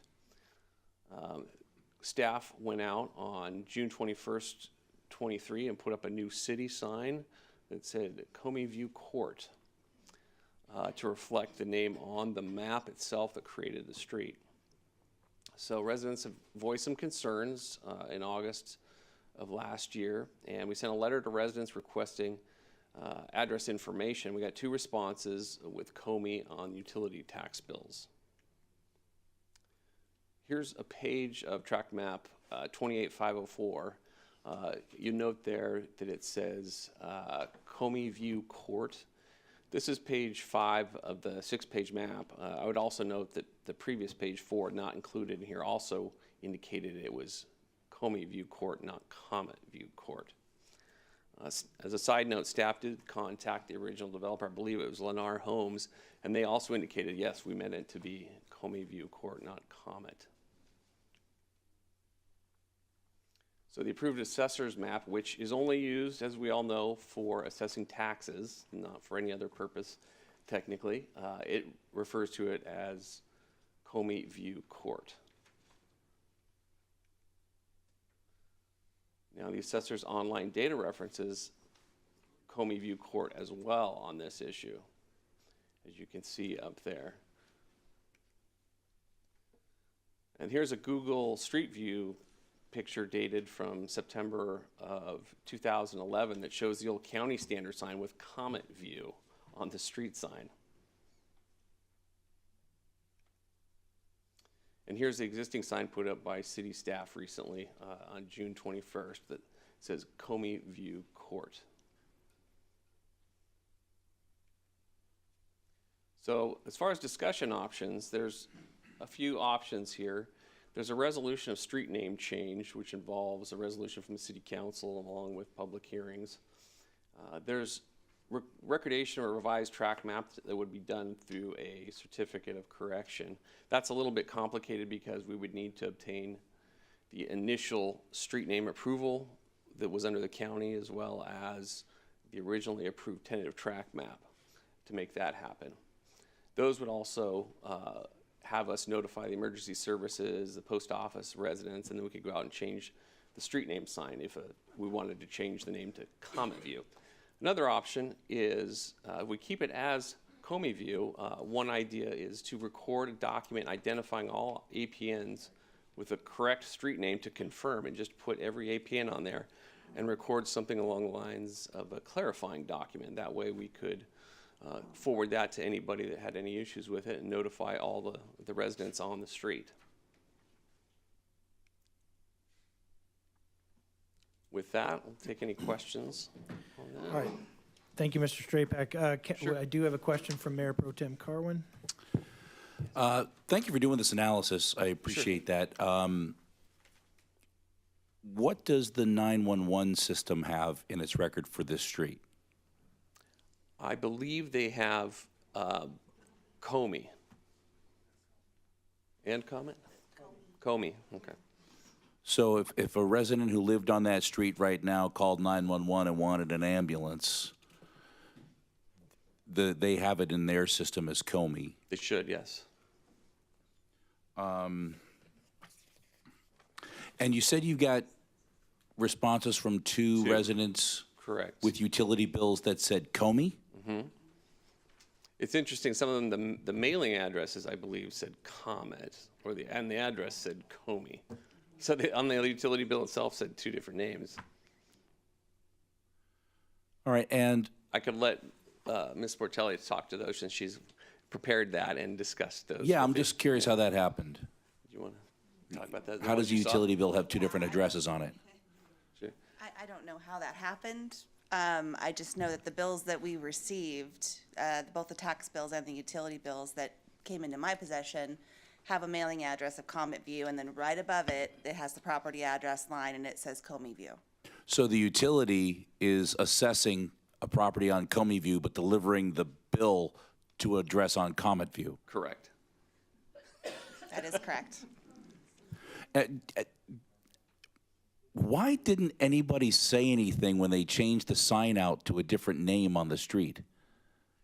When they did Comet initially? No, when we put up the Comey View sign. I think we did get a response from a resident. But what I'm saying is the city takes down a sign and puts up another one that's different. Right. And nobody noticed that they were putting up a different name? A resident did. No, but the city, when they were actually, the city went up there and with a wrench took the sign down, put a new one up. They didn't notice that the name was different on the street sign? Our city did because we directed them to. That's what I'm saying is we got an earlier call and we directed Public Works to put up the proper name of Comey, or what we believe it's proper Let me name. see if I can re-ask my question. Sure.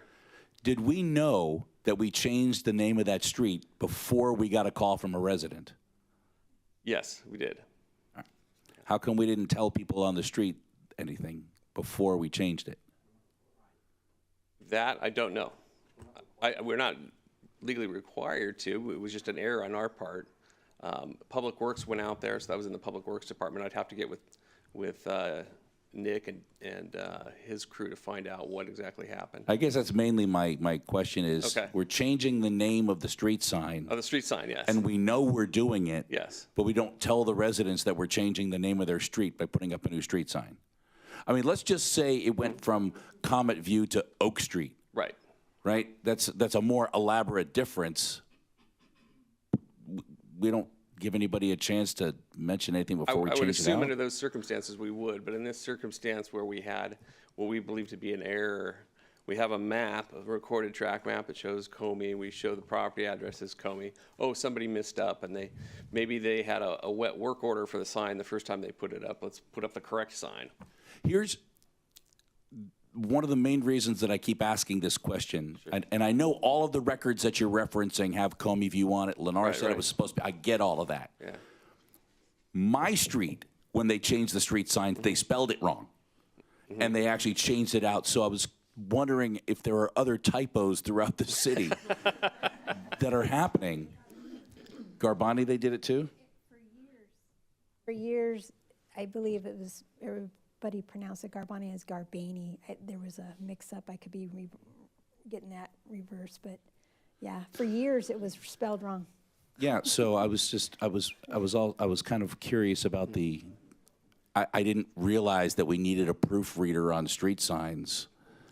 Normally, now that we're a city and incorporated, all the staff members, including our public works inspectors, would inspect the street sign and the sidewalks for things like graffiti and misspelled street name signs before we inspected it. In the county days, I don't believe they did quite as detailed inspection before approving things. All right, thank you. Any Yeah. other questions?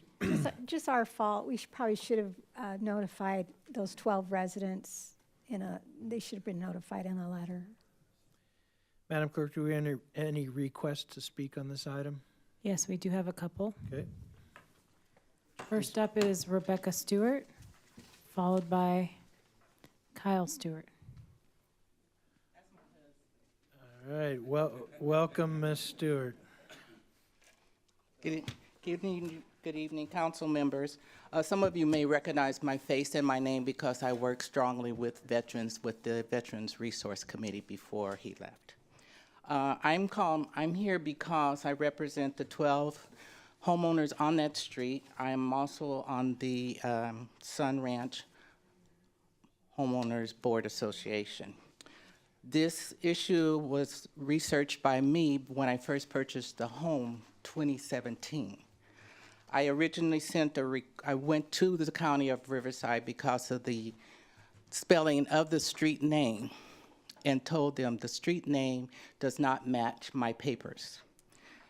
The property was the section was originally built by Greystone Homes, and Linear purchased it after that, and the street name was Comet View. The planned unit development rider that I received and other homeowners has Comet View Court. The assessor's office sends our tax bill out with Comet View Court. I asked the tax assessor's office, why is there a difference? And she said, oh no, it's Comet View Court, and when it was annexed into Menifee, someone made a typo error. I says, well, who makes the correction? And she said, you have to go to Menifee Builders. I sent a letter out. I asked for the correction to be made. I asked for the blueprints, and no one seemed to be able to provide those to me. And they said they can't make the change on the street spelling until it goes before the city council. The escrow lender's papers that I have, as well as utility bills, as you've been talking about, the original owner's paperwork said Comet View Court. My deed of trust says Comet View Court. the information that I've researched all say Comet View Court back to 2005, when the homes were out and available for purchase. I would think that if the city council chose to change the name to Comet View Court, it would be a benefit to the homeowners. And as you questioned, Mr. Karen, no one notified us that there was a street name change. You think we would be allowing that to happen and be here now if we had been notified? No, we would probably be here every day or every meeting to protest the name change, because our utility bills, your personal bills, your mortgage, all your mortgage papers are coming in the name of Comet View Court, as well as driver's license. So I would appreciate if you would take that into consideration, that I looked at the keyboard and I said, somebody made a typo because the T and the Y are so close together. That's the only thing that I could see, especially if all my paperwork is coming and legalized and says Comet View Court. Are there any questions? Thank you for your testimony. Madam Clerk, who was the next one? Kyle Stewart, right? Okay, sir, Yes. welcome. Yes.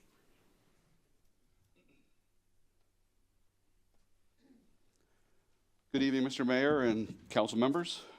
My name is Kyle Stewart. My wife and I moved to our house on Comet View Court in February of 2015 after moving from Colorado following my retirement from the Air Force. I am also speaking on behalf of Mrs. Frida Grimm, who cannot attend due to health reasons. We submitted all of her documents to the city during their request for documentation and data. Mrs. Grimm is the original owner of her home, and she shares many of the same concerns we do.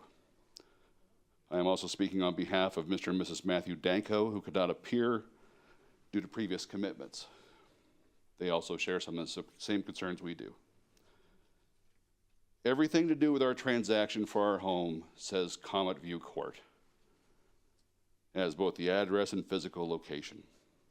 I'm the one who reported the sign to the city. My response was, the name Comet View Court was incorrect per the 911 system and the recorded parcel map. The street is listed as Comey View and was corrected. If you have any additional questions, please contact us. Thank you. Comey View does not make any sense in my opinion, like the lady who claims to be my wife said. We believe the error was made in data entry. Additionally, there are street names in Sun Ranch such as Lone Star Way and Skyward Trail that would agree with the name Comet View. Original track map I have from 2004 shows Comet View. And then the individual layout of our house shows Comet View. Everything to do with the home is listed as Comet View. The natural hazard disclosure statement from the original owners in 2005 said our address, Comet View Court, Sun City. Our deed is Comet View. Our homeowner's insurance, all banking, my military retirement, my Veterans Affairs benefits, vehicle registration and insurance, driver's licenses, dog licenses, all utilities, federal and state taxes say Comet View. The only document we have that says Comey View, like your staff mentioned, is from the tax assessor's office. It reads Comey View Court and sends it to Comet View Court. That's the only documents that we had that said that. And I think our documents plus our neighbors, Mrs. Grimm's documents, were the two that you guys received. And everything else that we provided them said Comet View Court except for that one document. Our neighbors, the Dankos, I have a copy of his driver's license. He texted me Comet View Court and the same tax document that shows Comey View and Comet View. I have a picture of that as well. I would ask that Mr. Stewart, your time is up. If you're at the end, you can continue. We ask that the street in question be legally named Comet View. All right. Thank you. Thank you. Any other speakers, Madam Clerk? Yes, Francisco Urbina. I'm currently a resident at Phase 2 of Rustler's Ranch, but I say give the residents and taxpayers what they want. Why? I was the third original owner in 1965 Mercury Comet Caliente, and I sold it to the parents of a student at Paloma High School. And yeah, it doesn't make sense. Who is Comey? It's Comet View, logically. And having been city regional planning for 33 years, 5 cities and 3 counties, yes, the county assessor's office or data entry people do make mistakes. It should be Comet View. Thank you. All right, thank you. Any other speakers, Madam Clerk? No other speakers, but I did want to point out that that there is some correspondence in your folder. All right, thank you. On this item, yes. Very good, I appreciate that. So with that, council members, we're not going to do a motion or a vote or anything, just give some feedback to staff. So we will go ahead and open it up for that discussion. Mayor Pro Tem Carwin. Yeah, I appreciate Mr. Stewart bringing this to my attention. All of the circumstantial evidence points to this thing being a typo that should have been Comet from the beginning. Everything from a keyboard having the YNT next to it to Comet View being a phrase that makes sense to people and Comey View not making any sense. The fact that these people's entire lives are wrapped up in an address on Comet View, I guess the most compelling part for me is that we didn't tell anybody before we changed it to at least give them the opportunity to say something, and maybe we could have fixed it ahead of time. It seems like everybody on that street's identification and mail and everything's going to get turned upside down. So if it's been delivered to Comet View all this time, they can find it. I don't see the problem. So I think based on everything that I've heard tonight, I would be in favor of changing the street name to Comet View. Can I ask a question, Mr. Straypack, or maybe Ms. Sportelli? Sure. What is it, if we were to do as Mayor Pro Tem suggesting, is it a significant effort cost-wise, paperwork-wise? I mean, what do we need to do on our end to fix this? Like I said, I believe it's a resolution, and maybe Jeff can help me out. It's a public hearing involving it, as well as getting a sign-off, I think, on 2/3 of the residents, which it sounds like wouldn't be a problem. Mayor, it's eminently doable. Yeah. If that's what the council's desire is, it's an agenda item. We can agendize it. We do need to get a sign off from 2/3 of the residents, but you had, I think, one of the people that spoke said that she spoke for all of the residents on that street. So, Yeah, council members, do we all I feel like feel their that's passion, and as long as they've lived here, I'd like us to go through the process of making it officially Comet. okay? Everybody's in agreement? All right, so there's the direction. Let's start the proceeding Thank you, sir. toward having a public hearing on it and doing an official change. And we'll hear from the residents, and if the majority of them feel like Comet is the right way to go, then we'll support that. Fantastic. Thank you. I thought that's what we were doing tonight. Why are we doing this twice? I think there's a whole procedure that We had to still do needs notification. happen. yeah, with future agenda items, we put it on the agenda to make sure that I see. so it's more than 2 council members that are setting the direction. Got it. Thank you. All right, the wheels are in motion. We can't talk about it anymore. Yes, once this is an agenda item in the future, you'll be notified of when that happens, and you can attend and speak again. Okay. All right, with that, let's move now. We're on item 12.4. This is Mayor Pro Tem appointment. And I'll just go ahead and say that Councilman Carwin has done an excellent job as our Mayor Pro Tem this last year. And I know that this is not something that has to be chronological. We can choose kind of who we feel is the right person. I did see Councilman Dinas a couple of years back express some graciousness when he said, you know what, I got a lot of learning still to do as a councilman, and so I'd be willing to step aside, and he did, and a couple of years later, he was Mayor Pro Tem, and so I really appreciate your graciousness, Councilman Dynas. But with that, we're going to just go ahead and before I open it up, I'm just going to ask the clerk, do we have any requests to speak on this item, and do we receive any correspondence?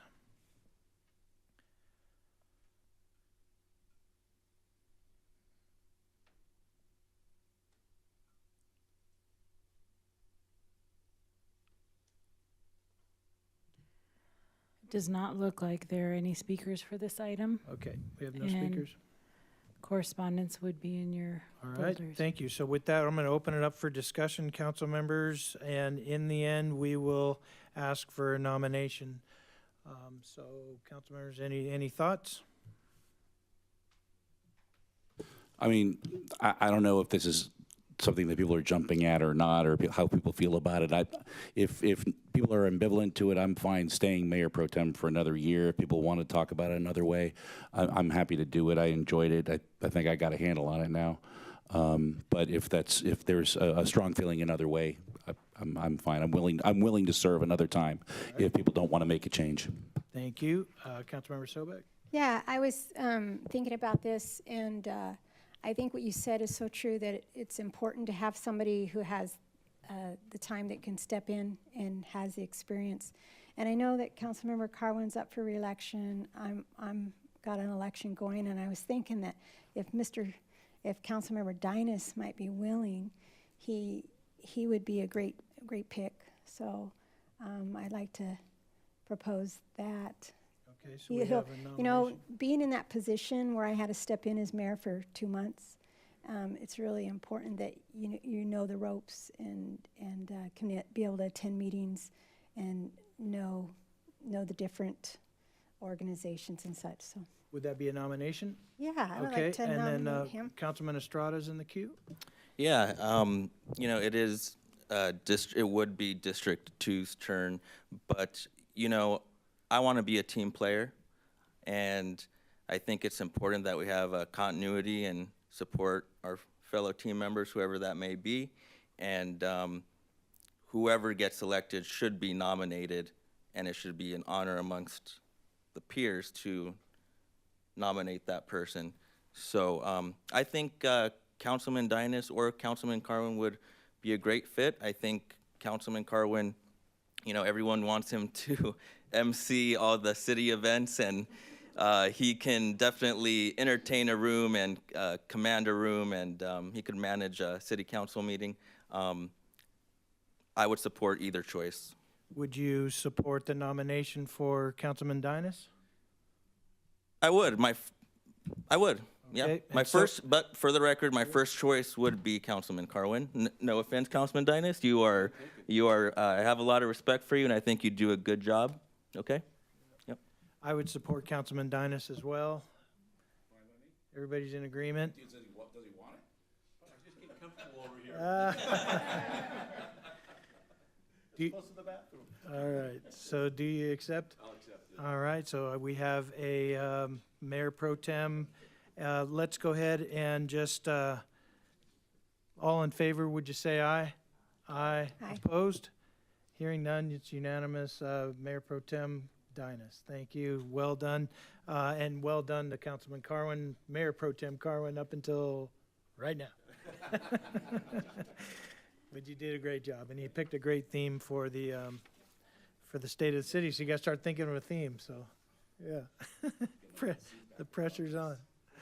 All right, you guys, we are on our last discussion item. This is 12.5. This is appointments to the council subcommittees and regional boards and commissions.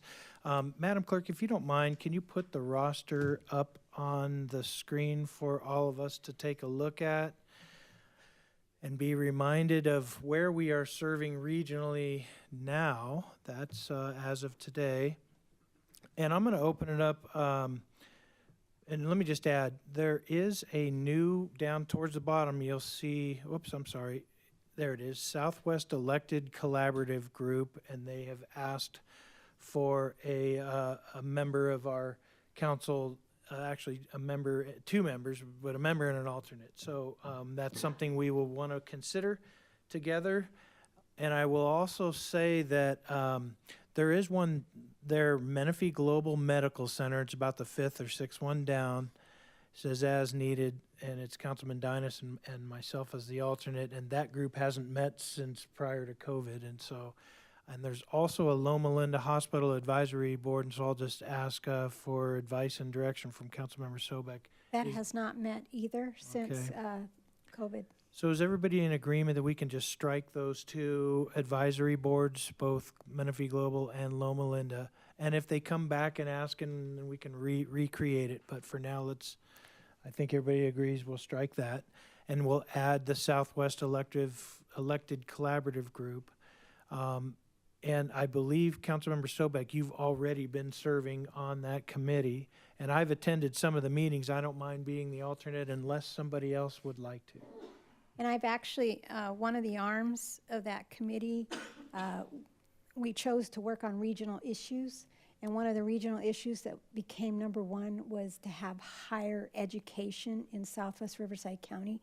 And I have been voted in as the vice chair for that committee already. So we are moving forward. That is Gina attended it this last time when I was sick, and we have wonderful things happening in Southwest Riverside County to bring in a 4-year. I agree with that, and I attended it myself, and they Yes. assigned me some tasks. Okay, okay. So if you guys are okay, that'll be Councilmember Sobek and myself. Is That was what I was going to suggest anyway, so Thank you. yeah, I'm in favor of those two appointments. Thank you. And then let's just look at some of those other ones. Does anyone have any changes that they want to make? RTA, SCAG, WRCOG, everybody's okay with holding the line on all those appointments? All right, Madam Clerk, do you mind scrolling to the next page? Because this is where we will look at the standing committees. Do we have any desires to change any of those committees? Mayor? Yes. Yeah, I would like to say District 2 has no representation in these local committees, and I would like an opportunity to participate in it. This year, I didn't get that opportunity, so I'd like that to be considered. Okay. Would you like Where have? are you? Would you like to have a finance committee with Mayor Pro Tem Dynas? Yeah, how do you feel about city and school districts, Councilwoman Sobek? I'm the one who voted that we have that and started that. So you have I your would heart like to set go on that one? I would huh? like to stay on that. Well, Councilman Estrada, I'd be fine stepping aside to have you take that spot, but we did have a discussion about your availability for it, because if it's not a summertime meeting, I guess, that only is like once a year, so I guess we could work it out. But the representatives who we meet with from the school districts, it happens during the school year, during the school day. Yeah. So your availability for that, I would take your word on whatever you want to say. If you I have think you're sick available days to that I attend. could use to participate, and my school has been supportive of my duties outside of school here at the city, and I think they would understand. I would yield my position on that to Councilman Estrada. Then I'll take back the finance committee. Okay. Thank you, Councilman Carwin. So let's just clarify. So Finance Committee stays the same, and City and School District Committee is Councilmember Sobek and Councilmember Estrada. Is that correct? Yes. All right, very good. And if there's no other changes, we will go ahead and I believe, and this is one we hadn't talked about, but maybe it's down the road, and I'm looking at Gina because I know that the Chamber of Commerce has, when we did the MOU with them, we talked about having a council member as the representative, and you're going to be there too. It was on the previous page. Did I not see it? There it is. I'm sorry. Never mind. I thought we had to add that to it, but it's already there. Okay. Good work. Okay, so I think we're there, right? Madam Clerk, do you need anything else from us other than motion to ratify? Nope, that's it. Okay, can I get a motion to ratify the appointments? So moved. Second? All right, and then I'll just say, all in favor, please say aye. Aye. Aye. Opposed? All right, hearing none, it's approved unanimously, and thank you, everybody, and I appreciate all of the team player attitudes from our council members, all of us. Well done. All right, we are now on item 13. This is city attorney report. No Mr. report, Melton? All Mayor, right. thank you. And Miss City Manager, do we have anything to report? No report, Mayor. Thank you. All right, thank you very much. Council members, any future agenda requests? Item 15. All right, hearing none, I'm going to go ahead and adjourn our meeting. It is 9:30, and thank you, everybody, for being here. We hope you have a wonderful night.